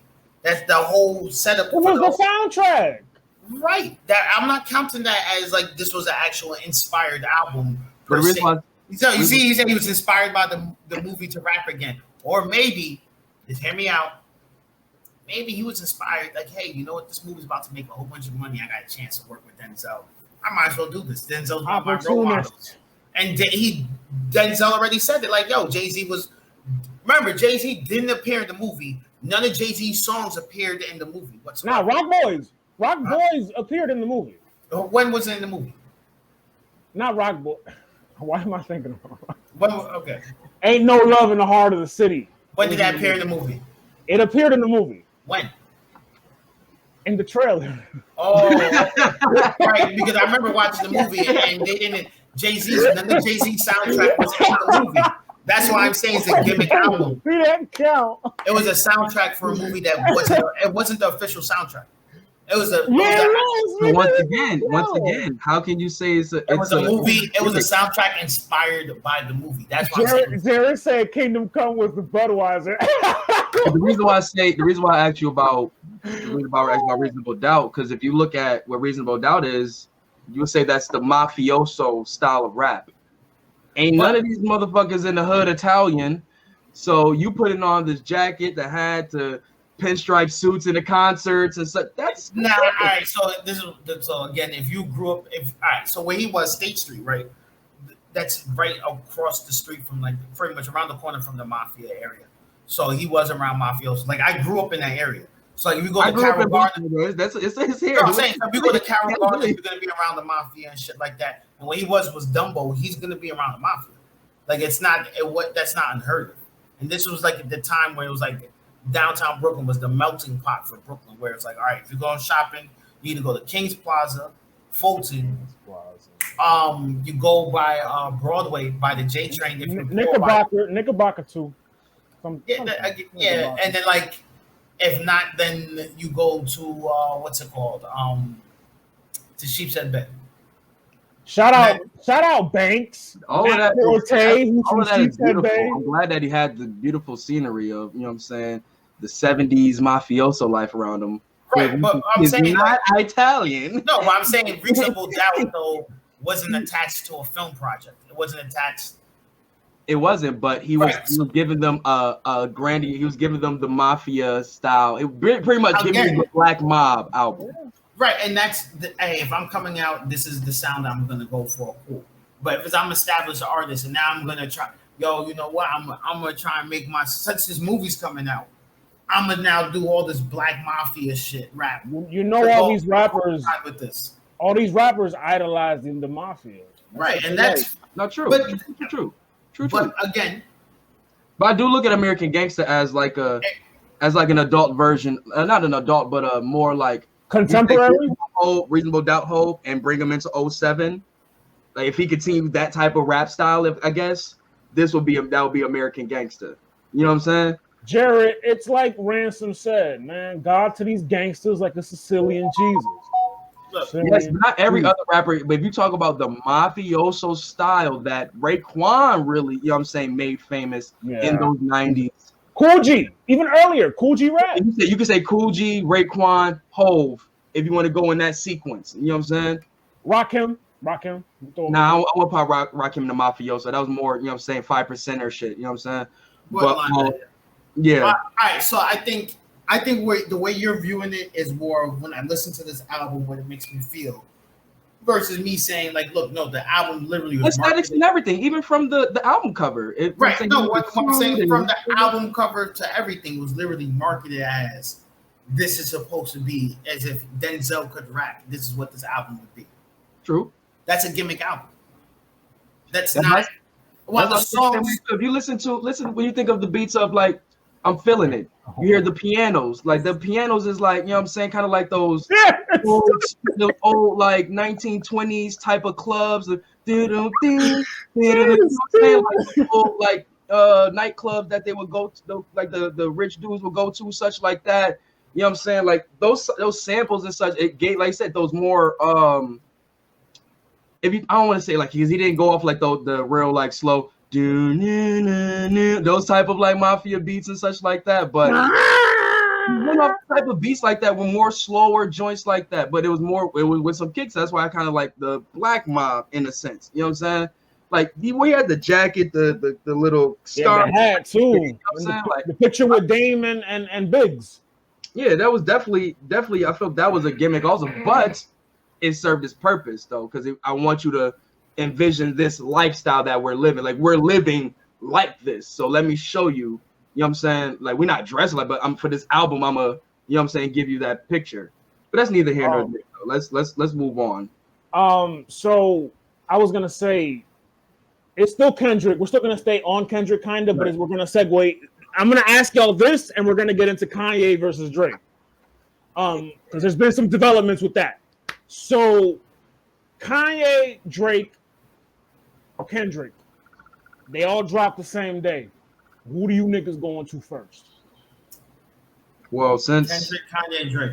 No. Yeah, Kanye has everybody already heard his shit already, so I don't think people will run to. If they all drop the same day, I don't think Kanye will have the surprise factor in his favor. Yeah, Kanye, everybody heard that shit. Yes or no? Kanye it depends on how Kanye drops it. If Kanye drops his album as the only way you can listen to it, the first and the only way you can listen to it is watching this experience, that's going to be the number one thing. Kanye dead last on everybody's list. He's dead last on everybody's list. It depends on how the track list look. If he says all the songs that have been revised from what you heard, everyone's listening to it first. Everyone's gonna listen to it first. What happened, Sue? I'm not a big Kendrick fan. Really? Not at all. Still, he's like, no. You know that picture, like your unpopular opinion of food, and it's like Patrick standing there like this. Yeah, and you're like, I'm not a Kendrick fan. I'm not a Kendrick. So clearly, you're gonna go to Kanye. You're gonna listen to Drake first. I'll go to Kanye Drake. Kanye Drake. I forgot this nigga a yay head. This nigga's a yay head. The glasses are on. You know what that means? Saucy. I'm high, boss. I don't want y'all to see these red eyes. But nah, stuff for me. I mean, I ain't gonna lie, man. I'm probably gonna be Drake, bro. I ain't even gonna hold you. I've been waiting for this CLB since January, my nigga. Freaky little bastard. Like for me, he was the only one that kind of gave us like, all right, I'm ready. I'm dropping my shit. Then this just got pushed back, so it's like, all right, is it done or whatever? I know it might be done because this nigga just been doing everything about Phil Butt making an album. About everything except that. Yo, send Jarett the link, bro. Pause. Me and this nigga said pause. Yo! You just gotta say, yo, I'm Italian today. I'm not. I'm not. Reasonable doubt. You're my field. Shit. So Hope is a pervert? Nah, bro. I'm gonna go to Kendrick first. Because we've been waiting. I've been waiting too damn long for that shit. I'm not mad at that. Too damn long, my G. And I might be the same way too, kind of seeing like, no, now that this is gonna be the final TDE album, I would probably want to see like, well, damn, how's he gonna go out of this TDE era? So I'll probably go Kendrick also. So Kanye, we're gonna go into Kanye versus Drake, right? Right. So Kanye so what ended up happening was there's a picture of the group chat. I was not able to, I think I put it in one of the group chats though. He added Pusha and Drake and what looks like Virgil, because I see a V in the thing. You know how when you put in the iPhones, if you're in a group chat, you got everybody's like first initial of their contact. Kanye pressing Virgil about Drake getting watches from him. Right, yeah. And then Kanye watches that. Where them good music watches at? Who, oh, by the way, doesn't curse in his music now, talking about, yo, I will, I need to find the exact quote. He said something about wringing your little nerd neck or some shit. Let me pull it up. I'll pull it up right now. Thank you. And he added Drake.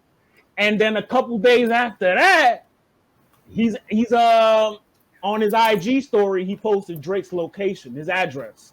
And then he deleted it. And then Drake on his IG story, he did the Laughs and Men's. Shout out to Organic dropping the news. Like that's not even like, that's more of the tourist attraction other than Drake's like personal crib. That's Laughs and Men's. He posted that in his story shortly after the news of his address being put out was out there. Cause bro, Drake finds all of this shit funny, bro. Like it's like he knows he fuck Kanye, bitch. It's like me when I just start seeing like just weird people just start doing like unnormal human being actions, and I just start laughing like, look at God. You know what I'm saying? Just exposing the people that just should not be. You know what I'm saying? That Thanos is gonna snap away. Like, yo, wait, hold on. I'm reading this shit now. I just got one part of it. This nigga said, "Where's my green watch?" I knew it. I didn't even see the text message thread. I just knew he was gonna press that nigga about the watches. The story on the watch is because there's a song. I forgot the song, but Drake is on there talking about he had the all green with the diamonds floating or jumping, bro, something like that. The song lyric. Beautiful. That shit is like a emerald type of green. I'm talking about like chaos emerald type green, my nigga. You feel me? That green, bro. That's a wild color name. You feel me though? But that green was dancing, bro. It was dancing, bro. I was like, if I'm Ye, I'm mad too. You damn nigga. You ain't show me this in the collection. Like, my nigga, you ain't put this in the text message thread. Like, what the fuck? Like, But yo, we about to add family up in here. I got our boy Jarett in here. Always in the comments, but he about to pull up with gang. Let's see what's popping. Dominican gang. What's good? What's good? Salutations, everyone. Man, you already know, man. Hey, man, I'm chilling, just enjoying the show. Shine. So, how you feeling about this Kanye versus Drake? Who gonna? I really feel all of this is who's gonna, you know what I'm saying, release first, or who's gonna try to take the day type shit. But how you feeling about this shit, bro? Is it going too far? Is it still entertaining to you? Like, what you feeling about this shit, bro? I love it. Nobody gotta die as long as no women and kids. I love this nigga. By the way, this episode is sponsored by we on that 9th place pack. Shit's so good, make you run in 9th place. Yo, not 9th place, son. Yeah, man, this shit's good for the culture. You know, we need that type of what was the last, like, I was excited for that what was it, 50 and Kanye when it was shit. Yeah, versus Curtis. No, was that Curtis album? Southside King. Yeah, like that too. Like that, I like that type of competition, even though that was the death of the gangster rappers. That's what. Yeah, I forgot where I was watching. I think it was Max for the. It was a documentary on that. Like you probably saw that shit on YouTube. The shit was in your album. Yeah, that was on Ye side. It was a ploy. Yeah, it was a ploy to get Curtis out the throne. Yeah, like totally like get rid of gangster rap. Like it was basically like the nerd took over. Like not the call. Technology is gangster rap. That's the thing too, man. Curtis had a lot of girl joints. First off, AO technology still get a few ladies' panties moist, probably somewhere. I mean, so does Candy Shop. Where? In Burbank? Like, so does Candy Shop. Somebody's grandma way. Oh nah, hold on. Don't front. You see, you gotta expand your right. You know, like we like on a certain shit, but like what was they saying? Like Akon was saying, like overseas, that 50 Cent Still Kill song, that shit is really popular over there. Like there's certain areas got certain sounds. Punching the wall? That beat fire. Yeah. When he punching the wall in prison? All that shit. Yo, niggas in like underground prisons listening to that song. We're not get too far off topic, fellas. Go ahead. I was gonna say, let's bring this back to Drake and Kanye beef before we get too tangible. Don't get into the weeds. I'm all for the entertainment, especially bars. Oh my god, I love the bars, like the little slick wittiness. Kanye ain't gonna give you bars though. It's all Drake's side. Drake hits you with 2 passive aggressive bars, and you like, ooh. Gino, Kanye ain't gonna give you bars no more. Not anymore. Kanye low key is Twitter fingers of the day of this beat. Now hold on. I'm trying to save my energy for the later debate. But below, so you saying some wild disrespectful Nah, shit. fuck that. Now listen. Kanye after the mental breakdown has not rapped. Wait, hold up. You ain't like follow God? Hell no. Kanye after the mental breakdown has not spit a bar. He got a Grammy.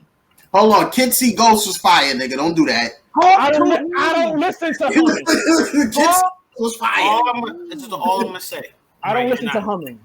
And don't do that. Don't you dare! I can't let you slander Kid Cudi like. I don't like Kid Cudi. Kid Cudi. It's certain niggas that's the sensei of this shit. Like there's like certain niggas like there's Gucci Man, Lil Wayne, Kanye. Like it's certain niggas that you know influence certain niggas that you listen to, even if you don't listen to them niggas. Like you just know, like this is Chief Keef. This nigga Gino about to send me to hell in a minute.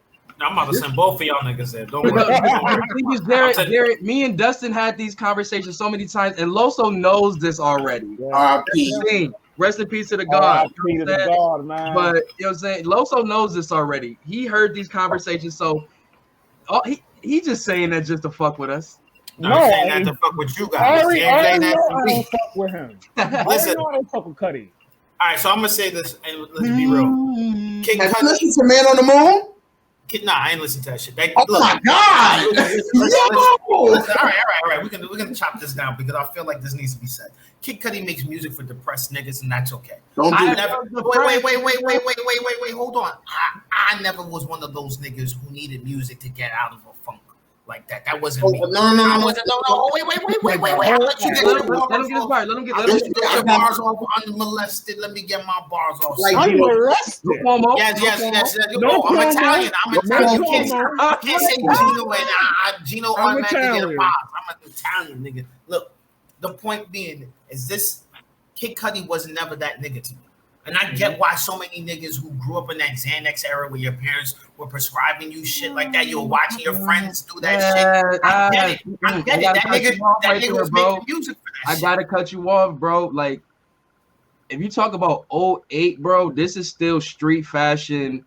Niggas like, you know what I'm saying, still in the Kanye era, like niggas who still like to just get fly and smoke weed era, like. Yeah. That's not what Kid Cudi was. Kid Cudi was.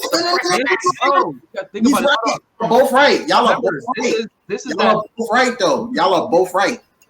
You know that, right? Y'all this both is still right. that 09 freshman class era where like a lot of stuff we deem as normal and like cool is probably like, you know what I'm saying, looked at as old now. You know what I'm saying?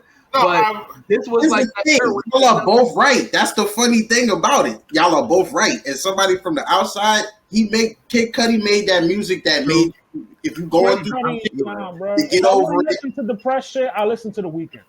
Right, exactly. And at least the Weeknd was fucking his bitches. White bitches. Yeah, he was doing coke with them bitches. That was the white bitches he was fucking. We're not doing that. Michael Irvin. Have you ever heard The Mood? Nah, so never mind. Never mind. Listen, all I'm saying is you gotta remember, if you're talking about a select few out of the majority of his discography, that's not helping the case. I mean, I just had a record. I mean, I can give you a couple records where he's talking about, you know what I'm saying, fucking bitches. Like, right, no, I'm saying is just in general. About fucking bitches. I'm not saying that you don't rap about fucking bitches. What I'm saying is in general, this nigga's music was about getting over depression, like being in the funk, or being like even Day and Night wasn't even a happy song. That shit was like it was. Hold on. Can I no. I'm saying if you actually listen to the lyrics, it's depressing that song. I'm gonna give you an example. You know how like Arri was saying earlier, like he's like to ride around and catch the vibe with no music. That's Kid Cudi's music. Yeah, like it's like, have you ever? You know how music like you're going through something and doing so. Like I've just been chilling and getting high, listening to Maui Wowie, just catching a vibe, or like that's the only one I like. Maui and Poker Face are the only two Cudi songs I like. What's the other song that used to be on the fucking Mountain Dew commercial? That shit's just happy as shit. Like it's up in a way. Like certain that shit. It just sound good. Like what's the song in the video? I don't listen to because I know what Gino talk about. It make you want to stand in the corner in the dark, and that ain't my type of shit. I'm gonna keep it talking to you, but I ain't know. Like, you talk about those like anything after the Man on the Moon series, you lost me. You know what I'm saying? I don't know shit about Wizard. I don't know shit about Speed and Bullet. Like I don't know shit about that. Nah, he got a couple Lucy's on Wizard and on other joints, but like you probably do. That's your guy for this. That's your guy for that.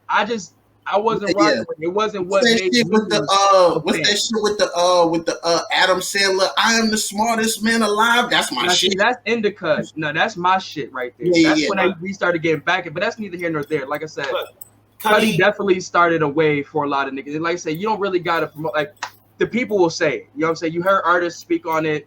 You know, you heard celebrities speak on it. I'm gonna bring it all the way back full circle. How y'all both correct? See, and when it came to like the 2000, like I would say like the Wiz, after Lil Wayne became that nigga, it started to become more than rap. It was like what you wearing, this and that. So like for Cudi, when I tell you like no, listen to me. Babe heavy. When I tell you Cudi was on his Jordan shit, that babe shit heavy to the point where that's all right. No, we're not gonna let this rock. I get it. You're not into that. No, personally, bro. I'm gonna say this right now. I'm gonna call it right now. That happened with Pharrell in like 2000. No. Hold on. You're talking. 2002. Hold on. Hold on. You're totally right. You're talking about designer rap. That's you're totally right. That's the thing. You're right. Right. But once again, it's the thing about eras. Pharrell brought that in, but Pharrell was already on some other shit by the time, you know what I'm saying, Ye and Pharrell was on some, you know what I'm saying, we over in Europe. Hold on.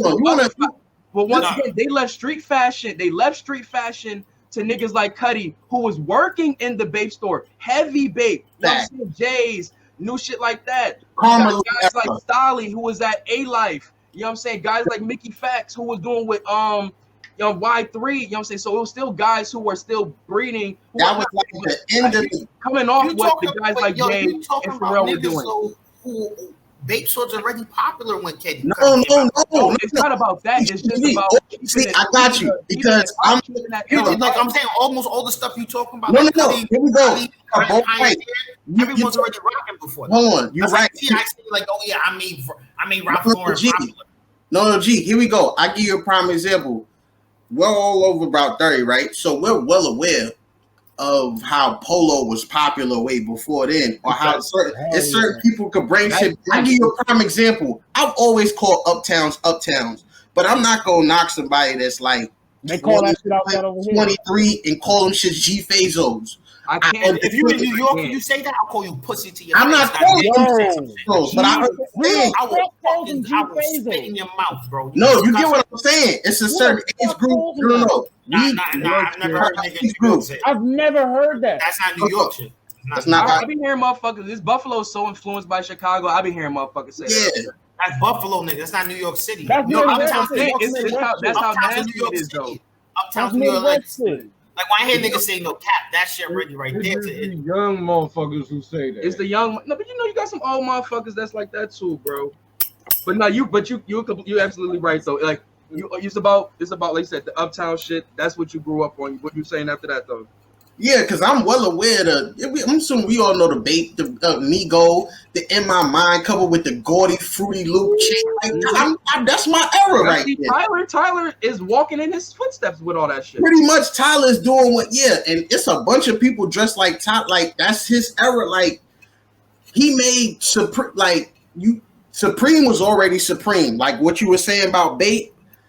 But that Odd Future era took the Supreme thing and like whoop, it went a little up. Like same thing you would say with just with Hood by Air with ASAP and them. You know what I'm saying? Yeah. You know what I'm saying? Like what he did with Jeremy Scott and Ram Simmons. They was doing that Rick Owens shit, like bringing. When I say that with Babe, with Kid Cudi. Forget about that. But it's more than that with Kid Cudi. It's the fusion.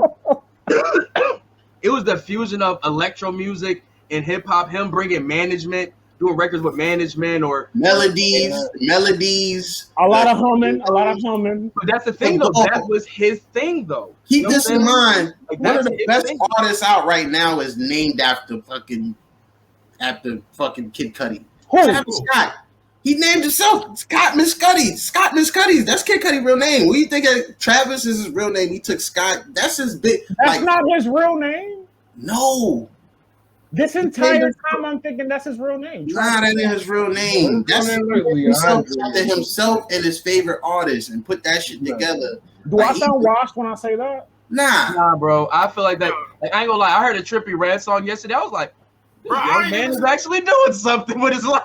I swear to God. I was like, this young man got something. I told myself I'm not listening to any rapper who lost in beef to 6ix9ine. That's it. Oh man. Wow. I ain't gonna lie. This new album, he got a record. I don't give a fuck. He got smoked by a fake rapper. Like this is the whole thing. Like this is why when you say these certain when you guys are talking this shit, the only thing that popped in my head is y'all niggas who believe shit like that. The reason why 6ix9ine got the turn from a nigga who sold sneakers and was a reseller and getting beat up and hurt by mad niggas in New York into this gangster outside of New York. Oh, that don't got shit to do with us. That guy. No. I'm saying No. That level of history revision that y'all just did, where it's like, oh yeah, this you guys just gave mad tributes to fashion to Kid Cudi out the blue. No, right there, I'm just letting you. No. You got that misconstrued. What I said was it's eras. With Pharrell, they ushered in the era. But one thing we know, eras can change very quickly. You know what I'm saying? Again, that's yes, they can. Yes, no, they I wouldn't say I'll give you a prime example. I don't. That's a little debatable. Streetwear fashion. Here we go. Here we go. By 08, 09. Example. I'll give you another prime example. To some people, the snapback era was popularized by Tyga and Chris Brown. No, the cool kids brought that shit, made that shit popular. No, the cool, exactly. See, you know. I can't hear you. The cool kids. I'll fuck with the cool kids. Big facts. Like I got picture evidence. Like certain niggas that made certain shit popular. Like that's what I'm referring to. All of them. They're not the end all be all of it, but it's like I think the first niggas I really seen wearing the pack, like wearing the snapbacks heavy, was the pack back in 2000. That's all the niggas. No, I'm saying off the top of my thinking it was like the Lil B, yo, bro. I remember when Lil B first dropped. Though, it was that, but you know what I'm saying? What they were doing, they were bringing back the thrift thing. So you got them like they were bringing back like retros, like heavy, like having the old retros and shit like that. Yeah. Like making sure everything was old school type shit, making that popularized on TV. Not saying that it wasn't in the hood, but once you bring it to TV. But now you're talking about what? No, see, to me, what that sounds like is when you're saying is whether it's palatable by white people who finance. No. Hold on, let me bring it. About that same kid in the hood, like say me. That's how it sounded just now. Because you said no. I'm a kid that watched MTV Jams and was when I seen the new Jam of the Week. That's how I found Kid Cudi. You know what I'm saying? So when I seen Black Mags. I'm dead ass, bro. When I seen Day and Night, MTV Jams put me onto a lot of motherfuckers. Hell yeah, that is a fact. I felt I was in the streets too much for the MTV. Oh, cool. It's different to be outside. I'm saying, bro, you can outside like that. MTV ain't made shit for black people after. Bro, 2009. Like I said, once my dudes got digital cable, I was on MTV Jams all day, bro. Same. 2009, 2011, nigga, MTV Jams. I was figuring out a lot of niggas. You saying that time I was clubbing by then. I was already. Hold on. So wait a second. So you never seen something that like maybe like an artist had and you wanted that, not to rock it the exact same way on some copycat shit. Like I seen Hole with the Skytel 2-way. I wanted the Skytel 2-way. No, so I'm a bad person. I wanted the Black Cements. I'm a bad person for these examples off the strength that I was. From jump, for most of my life, I've always been having to do things in a different manner. So when it comes, I do that. So like when I see it, like I'll be real, these niggas will tell you I'm an ultra Knicks fan. I don't wear Jordans. So everyone in the hood talking to me about Jordans. Okay, you're like Smoke Dizza is the ultimate New Yorker. Adam Bronson do the same thing. Smoke Dizza. I still wear polo because of Smoke Dizza. Bronson will make. I have strawberries in my crib. I'm New York like that. You're New York like that. You on Gino, are they the orange? Nah. They're the Nick Blue Strawberry shorts. That's it. But this is my point. I got Nick's controller. Y'all want to get ignorant? Y'all want to get ignorant for a minute? Gino, you've been waiting for this. All of this music. Let's get this last one. You've been waiting for this one. Gino been waiting for this one. Onlyfans will be cutting off sexual content in October. Gentlemen, listen. Subway is hiring. Who wants to go first? I'll get my shit off. I'll get my ignorant shit off first. Go ahead. Sue, you jumping in on this or not? Hold on. Does that stop the foot bag? Nah. The foot bag apparently is okay. And then so go ahead. So listen, man. As a content creator, I think we all fall under the content creator bag. You know, Jarett, you got bacon tea. We all fall in that bag. As a content creator, I'm gonna give you the two spectrum. As a content creator, I don't like this because you're stopping these ladies' bags. I bet you don't like it. As a nigga that has fucked a couple OnlyFans joints, these bitches get bread. They get bread off this shit. And the everyday girl that needed, you know what I'm saying, that actually made an OnlyFans to you know what I'm saying, feed her family, she ain't. Now, let me give you the other side. Bitch, get a real job. So, you get a real job. There's plenty. We need more nail texts and we need more lash texts. more nail techs and CNAs. We need a few more of those. We need more nurses. All right. Acting like these motherfuckers not about to go back to an old site that has another paywall that's gonna have all of these creepy ass dudes finding ways to pay $5.99 or whatever these motherfucking shits be. You got a name? You got a name? No, don't give Loso no names. Don't give Loso no names. Don't give him no names. Don't give him the name. The name is Toronto Dominion Banking. Her name is Black interracialdating.com, Los. Her name is Black Nubian. Yo, I wanted to choke this nigga for tagging me in that shit. I went through a couple texts. Jarett, you got anything for this or not?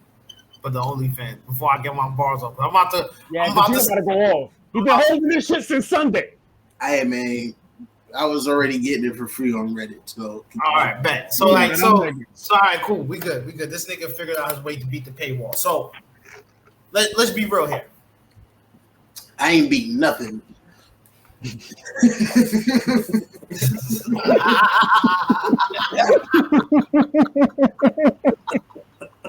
We're back to that dick beaters conversation. I told you, man, it ain't nothing but therapy. Don't shit. It's therapy. Dick beaters conversation. It's just it's all research, my brother. All research. So when it comes down to it, right? I feel there's a certain level of disingenuousness that happened, right? Where that's not a word, but by the way, I fucked that up. But that's this nigga high. It's cool. I knew I wore this shirt for no reason. They built that platform. Come on. They built that platform and exploited the workers, and they advertised these workers, right? Where it was like, look, the amount of money off sex that was sold was able to get to pay. Like, how much was it that they paid Floyd Mayweather just to wear that hat? Or that a mil. What hat? He wore an OnlyFans hat when he went to fight. Oh yeah. Okay. When he fought old boy. Easy money. That sounds crazy, right? Break that million down to like $5, right? That's how many. That's a lot of people right there. Was like, yo, $5. That's a whole bunch, and it's like, yo, that's just of a throwaway advertisement. You have all these people who you've actively pursued who are already on established other websites to pull them.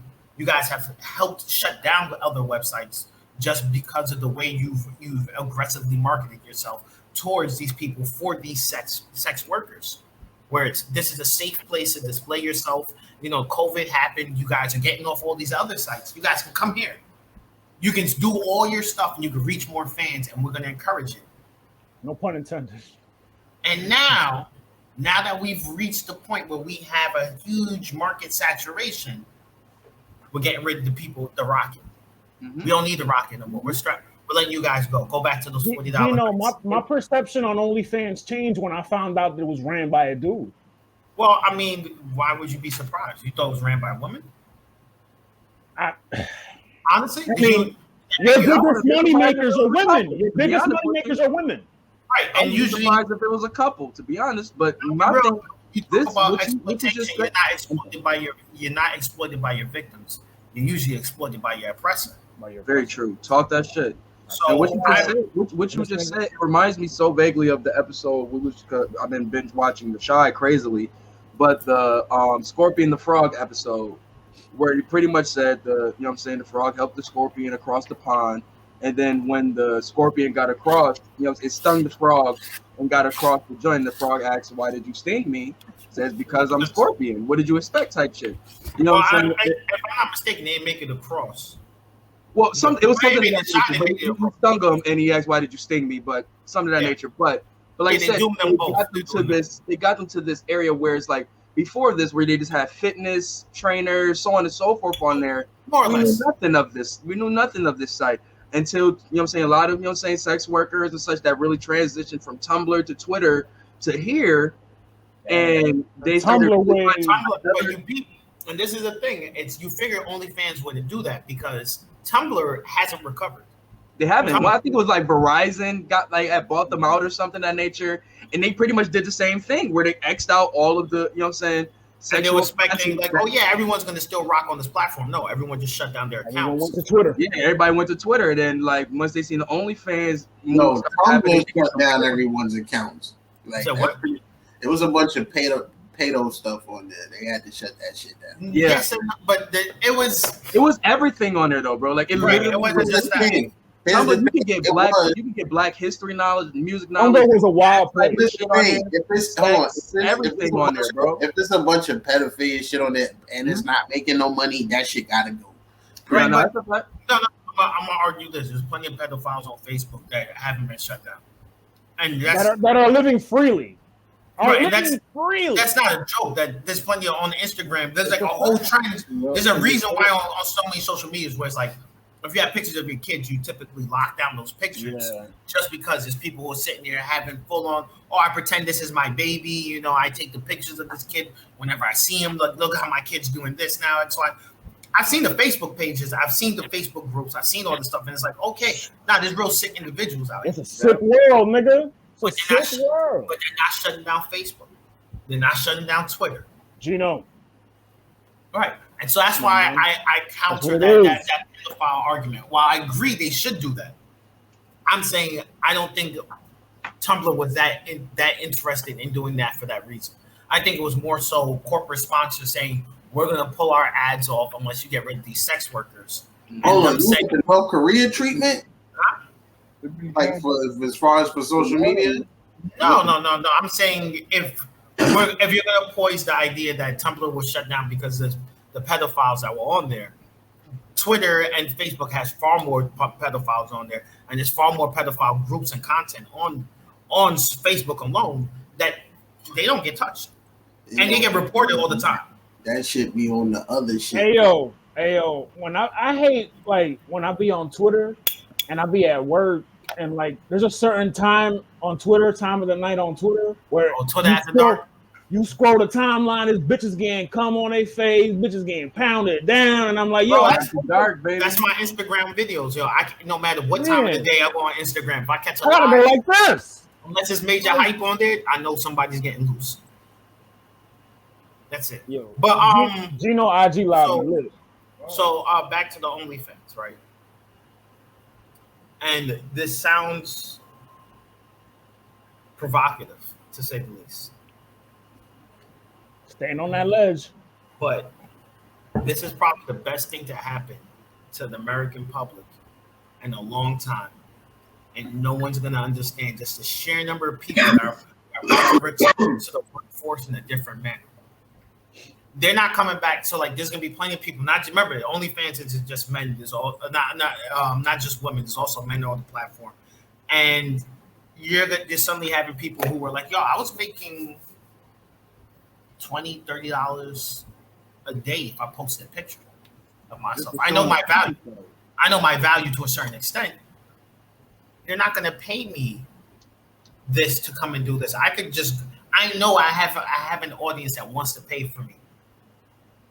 I can change the way I approach just going into the workforce now. Remember when we had when influencers really first started, we might now actually see true influencers instead of, hey, I'm going to pay to beat the algorithm, where I'm going to buy 10,000, 20,000 followers. And now when I post, I'm going to reach the ad revenue level. I mean, how do you guys feel like I think OnlyFans really like depleted that whole like webcam era. Do you think it's kind of like going to trend? Nah. You saying like webcams are still thriving. They're still thriving because I get the ads every time when I'm on the Pinot site. Yeah, I'm about to say this thriving, my nigga. We just ask Logan how they doing, bro. And I'll be real. Hold on, what is it saying? Hold on. Hey, you. Hey, you. Hey, I'm in your area. Hey, and I'm like, bitch, get the fuck out of the way. I ain't gonna lie though, like given the earlier conversation that we had about this, about just a lot of women having to use OnlyFans as that extra support. That were a lot of women that were in the it was like with a lot of it was like they were talking about like a lot of nurses and nurses and CNA. Using having to start going to OnlyFans and such as another outlet because just they weren't getting enough hours or just the craziness of work. Hey, they about to find out how it is to be a man in America. They're gonna have to work. Did you say but no, TNA? the thing is like my thing is that with you say that TNA? TNAs. It was CNA. I said CNA. You see why I couldn't talk about this at work, Gino? You see why I had to save it? You see why? Bro, listen, I'll tell you right now. I've been at this job. I've been sitting there next to a patient, just sitting there. Like, you agree with me? Yeah, I know. Because it's mainly that's HR and a HIPAA violation. If I still feel at the end of the day, like you said, with influencers, man, they're gonna find some new way to get to this. Like, you know what I'm saying? Just like with one thing, just with Linktree. You know what I'm saying? Shout out Linktree. Just the explosion of, you know what I'm saying, Linktree. You know what I'm saying? I feel like that was influenced by a lot of sex workers. And I think the realest shit is there's two things that always move needles, right? This as far as when it comes to technological innovations, entertainment and sexual entertainment, always. Mm-hmm. I guarantee you some of the most innovative things we've seen in plastics, as far as just like chemistry wise, believe it or not, they come from the sex industry. As far as just stuff like medical grade plastics and things. Where it's like, no, we need to create a plastic that's not going to pick up germs from humans and the external environment as they insert these random things inside of them. You get a lot of technology where it's like webcam technology, believe it or not, has been refined because of those chatterbaits and stuff websites. Like, shout out Chatterbait. Data compression and stuff like that. Hey, you're trying to get a high quality video on a site over like 6-7 million hits per hour. Hey, you understand now how to revitalize your technology, how to optimize your servers, and you can pass this technology on to people who aren't going to have, or not just this technology, but this business process, this level of business integration, technological integration. You can pass it on to companies that aren't using it in that manner, and you can get real far with it. But you start to get to the idea where these sex workers right now really got shafted off of technology that they've helped build up, and it's really insulting. And then the worst part is there's still sex workers that are on there. It's just since they're not showing the genitalia, that's a problem. It's not a problem. Hey, you can come on my feet. It's cool. It's cool as long as because people still get excited by this, and then it's all the negative things. But because there's no nipples, dicks, or vaginas, we're cool. It's like New York strip clubs. No nipples, no vagina. Once they shut down Sue's Rendezvous, I haven't been to a strip club in New York. Like, I ain't gonna lie, you're not gonna catch me at a slut walk, but I do feel a lot of these sex workers have been getting like the shit into the stick. Shafted, literally and figuratively. Like whether it been like the policing of them on social media and in like regular life, like this OnlyFans situation, people berating them, or you know what I'm saying, just getting taken away. Like it's been a lot of shit that they've been getting dealt with that they haven't been like, man, let them get their bag, let motherfuckers money and pay for that shit, and you know what I'm saying, go get your free shit in peace like we do. You know what I'm saying? But I ain't gonna never. I'm 100% fine with prostitution existing as long as it's done correctly.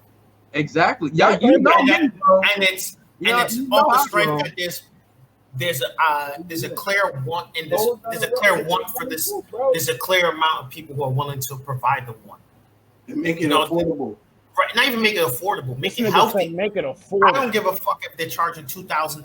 Yeah, you gotta have like a McDonald's version and like make sure no one's being exploited. As far as the workers aren't people who are like captured and kidnapped across the nation and stuff like that. These are conscious adults who make this decision. And it's when you operate with this certain.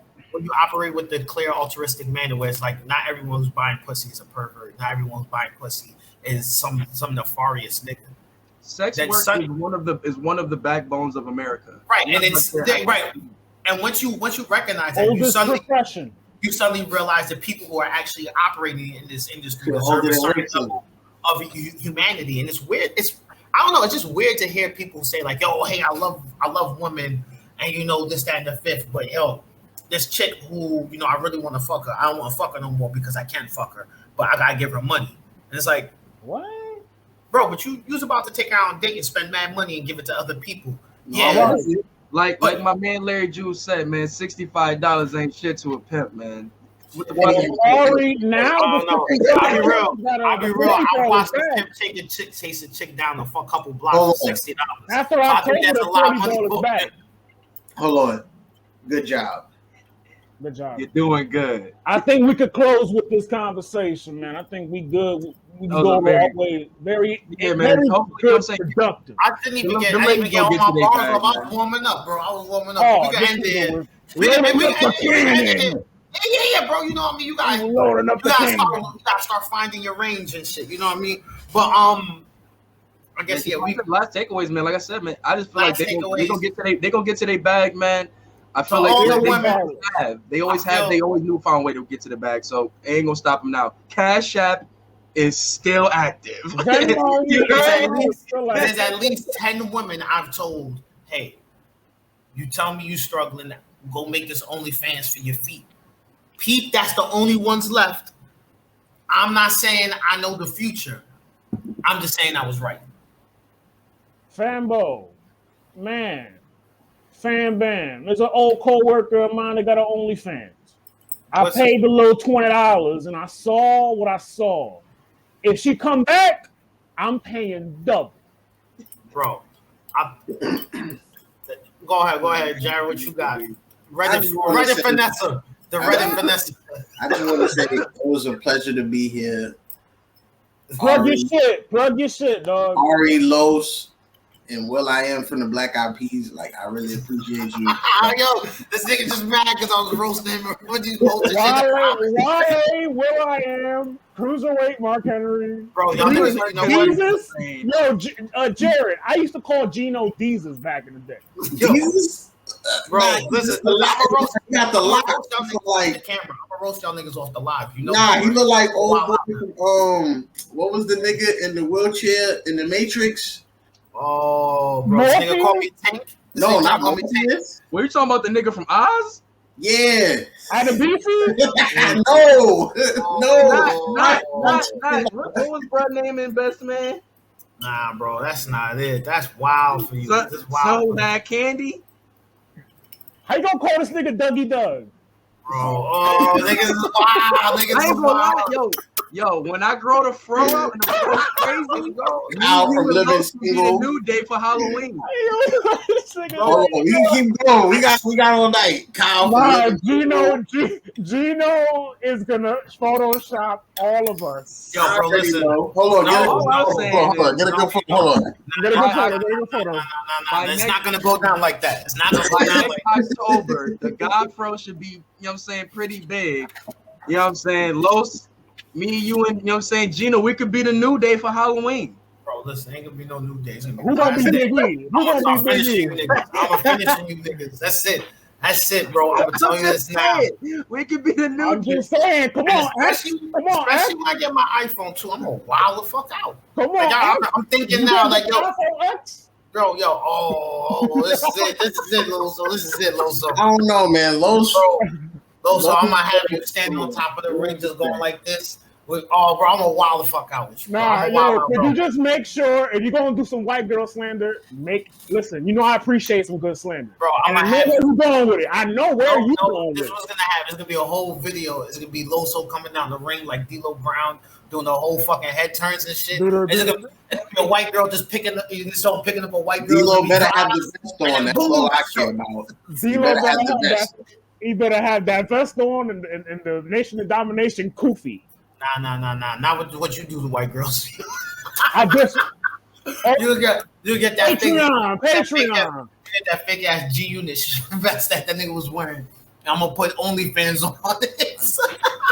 Yo, I'm like about an OnlyFans promotion. Yo, Lo's the only nigga with a velour terry cloth robe. Yo, this nigga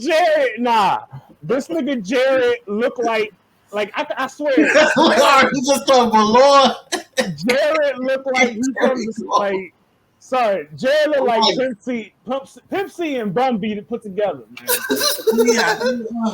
Take that monkey shit off. You embarrassing Look us. at that. He got the Pimp C glasses on. I let you down. I'm sorry. Yo. And the Dr. Umar donation.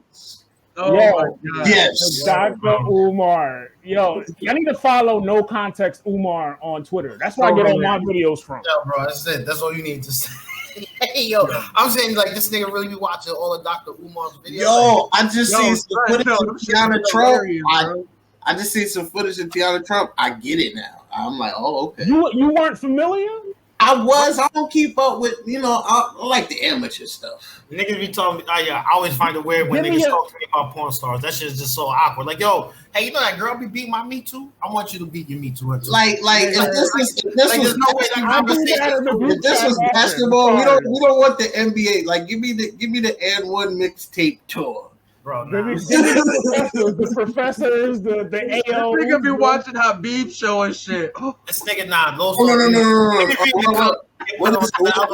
What's my joints? What's the joints? Hold on. What's the amateurs? You a sick Negro. Jarett, did you? This is a sick Negro. We get into our waves. This nigga. First off, Get Your Balls Off has been unofficially sponsored by TastyBlacks.com at least 4 times. I've seen that. Fuck that BHM shit for life. Wow, excuse me. BHM 24/7. See, look, his shit. So look, he's flabbergasted. He don't know nothing about Tasty Blacks, man. We used to say Tasty Whites. He's like, yes, I do. I know. Listen, man, I will give you a diatribe. You better relax. Now, I'm just on black.com. That's different. Who, me? That's just a bunch I of like how he asked me. I like how he asked me that question. We gotta get to the waves. We gotta get. I'll start it off, Arri. I'll set it off, man. So I'm gonna play. I'll say it. I'm gonna play Griselda. Okay, it's a Griselda song. Sorry, Jarett. Nah, I mean it better be the West Side Gun Travis Scott joint. Hold on. I'm gonna go on. Did y'all hear the snippet of the Benny Drake? Hey, West Side is in the lab right now, man. I was about to say I want the. I know. I saw it. I'm hyped. He's mixing it as we speak. Oh, I was about to say I don't want the snippet. I want the whole thing, but that was. Hey, yo. See? Come on, Paul. I told you. All right, so. Boy, if you don't. This nigga went full calzone over here, bro. No promo. This nigga, you went full Italian. The perfect song. Jesus. The perfect song. Get this nigga some garlic, bro. Get this nigga some garlic, bro. This nigga wildin'. The perfect songs do exist. It's a dime a dozen. You know what I'm saying? I only have a couple of perfect songs at the top of my head. This is one of them. I got some joints in the top. I think for me, Diced Pineapples is one. I'm not playing Diced Pineapples. Diced Pineapples is one where everything kind of just flows perfectly. This shit, you know what I'm saying? RIP our brother Dustin, man. We were trying to get him into Griselda. Remember Arri? Yes. I gave him a list of songs. You gave him a list of songs. Mm-hmm. This was the first song on the list. Everything was perfect. The beats, the bars, everything. All these niggas got off. It better have been 97 Hove. It's one of them 3-man weave posse cuts. Okay. This is one of the 3-man weave. Alchemist and Derringer is producing all of Tana Talk 4. Just random, sorry. Wait, whoa, what? Alchemist and Derringer is producing all of Tana Talk 4, but continue. Ooh. We gotta chop this up off cam. Produced by Pete Rock. Off that Supreme Blind Tell. Fucking Brutus, man. This beat is crazy.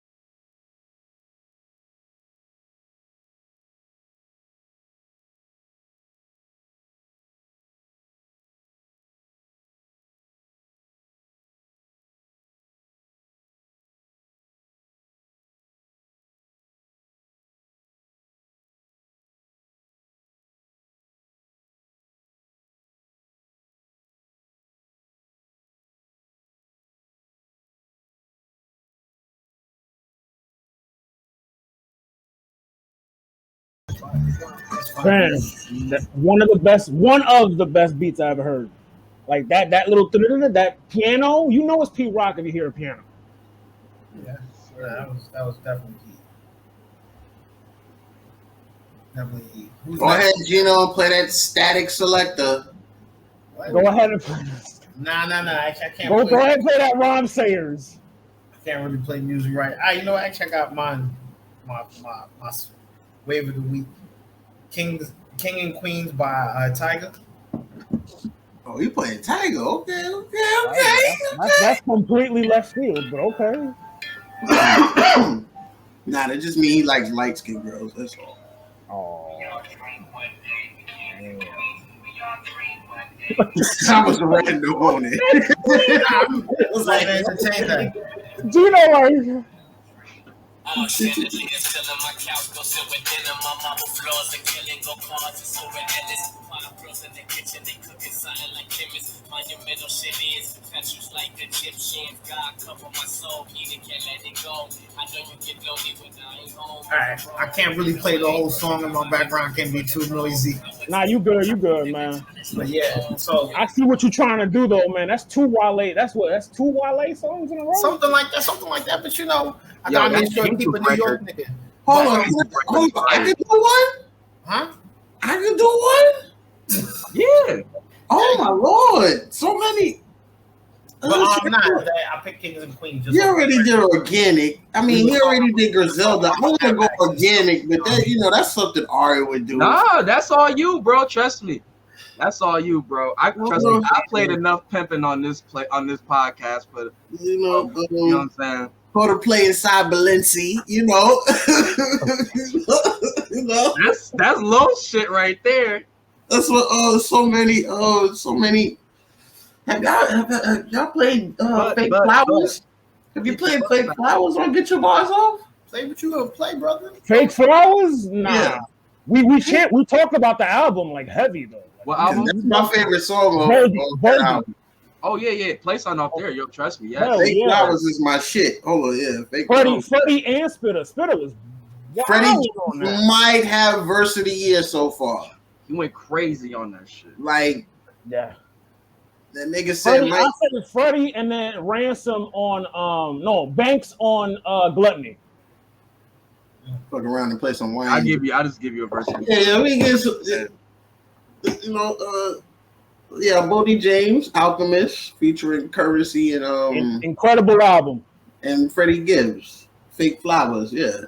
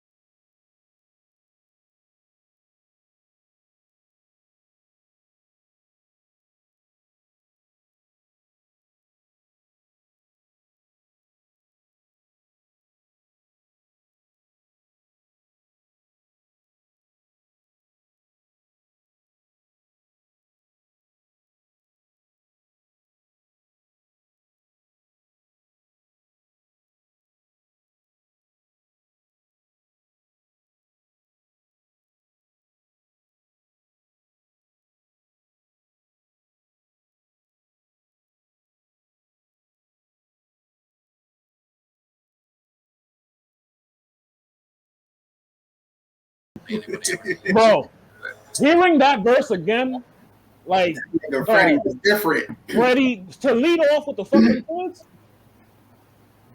First off, Covert Coupe is a classic. That's just a random thought. Covert Coupe and Fetty. Like before, like Fetty. First off, when it comes to this Alchemist shit, because yeah, this is my Get Your Balls Up debut. I've been holding some shit in. Pause. Pause. Hey, yo. First off, before all these Alchemist collabs, the Godfather of this shit is fucking Prodigy. We all know this. This is the Godfather of that shit. And then there's Currency. Currency. By far Spitter, like, yeah, the Spitter when it comes to that fucking Alchemist shit. Bro, Fetty, I want to hear a Fetty part 2. Because Spitter, did you hear he's dropping like 20-something projects? Oh, nah, Freddie Gibbs not doing that again. He's not doing Fetty too? Nah, he not giving them the Young Jeezy treatment. He's just not doing music. With Currency? Yeah, because like Currency just puts out music and keeps it moving, and Freddie's like, nah, just put it out, at least promote it at least once or twice. So that was he wants to let it digest. Yeah. So that was just miscommunication as far as we need a new Freddie project or something. But I think it will work now the way how like Freddie put out his music and the way how Spitter's always been doing his shit. Like, I just remember like, it's to the point where I'm like, all right, Currency put out something, that's cool. Like, he's that nigga. He show up in the area, I'll go to see him. Like, Spitter's, he's giving me so much free music to the point where I can't like. So many classics, dog. He did what? Like, what was it? Early, like, late 2000, like, he gave us a mixtape every month. It was like when Brett Favre was playing for the Jets around that time, like 2008, I think. Yeah, that shit was crazy. Like, I'm like, he just kept giving me music. I'm like, yo, it's like, all right, you got it. I like him. I don't like niggas around him. I don't like his underlings. He's nice. Everybody else is kind of mediocre.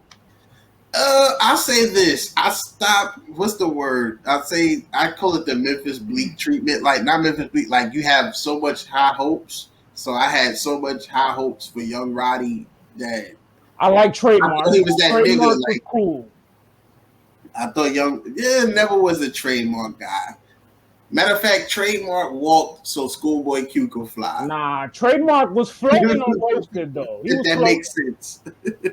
And that has nothing to do with the two. This nigga, man. Are you looking for your shit?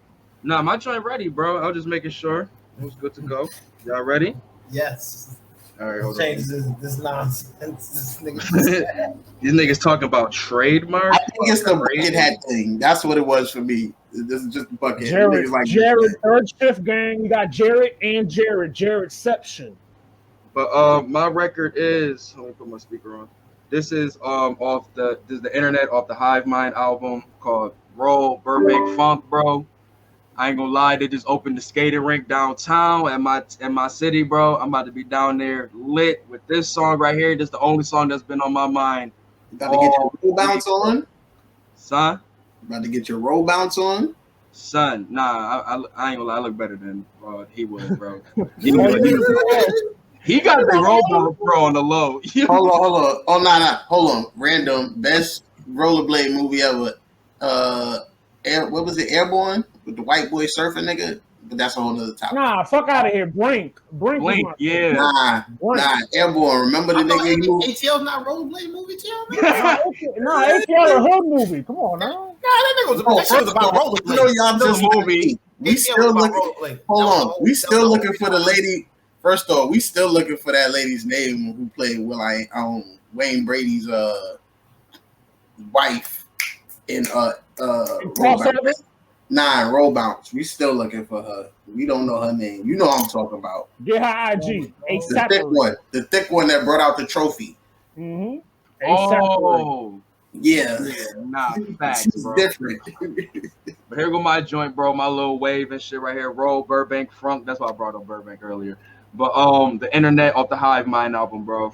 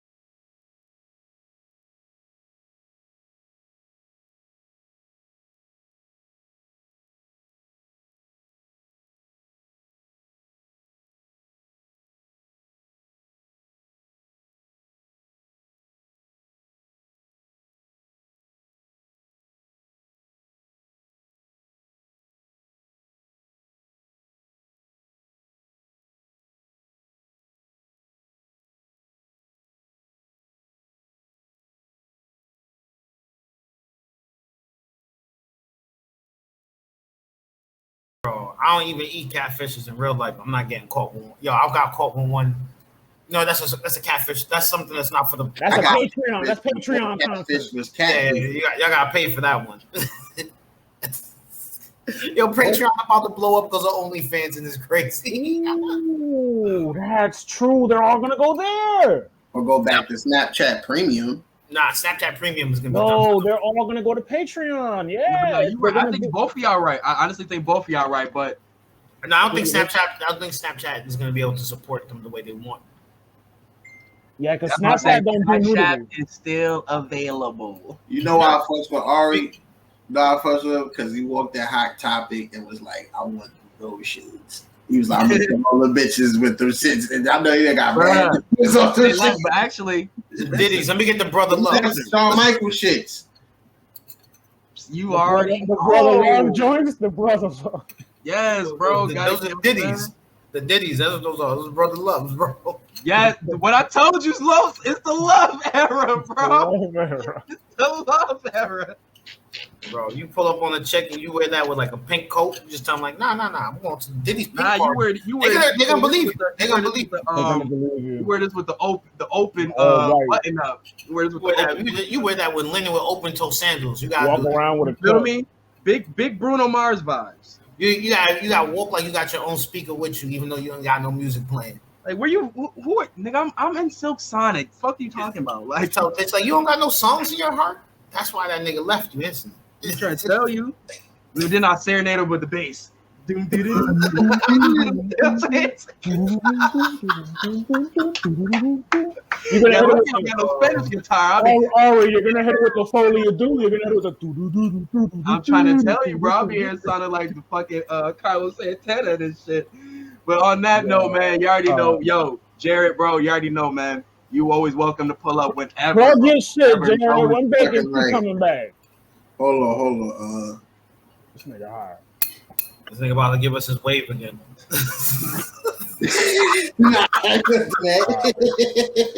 Now, real quick, better shoe, Lightning 4s or the Pollen 1s? What are those? Like Lightning 4s. Shoe gang. Both yellow flag Jordans that just came out. Oh, you said Jordans? Lightning 4s. Yeah. I will pass. Lightning 4s better.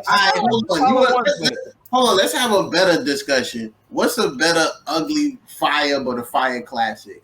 Olive 9s or Ginger 16s? Let's go. What the fuck? You almost made me punch this nigga. Why you gotta get punched? Why? Because Ginger 16s I punched retro. I'm sorry. Niggas want those. The Ginger 16s ain't been retro, and that's like right. Those are rare, but what people love, foreign language. You guys talking about Jordans again? Oh, I'm sorry. I've got to ask some questions anytime you come up here, bro. I got to ask the Bo Jacksons or Bo Jackson's easy. Bo Jackson. Hey, Patreon, y'all got to pay for the rest of this conversation. Y'all already know where to follow us. We out, man.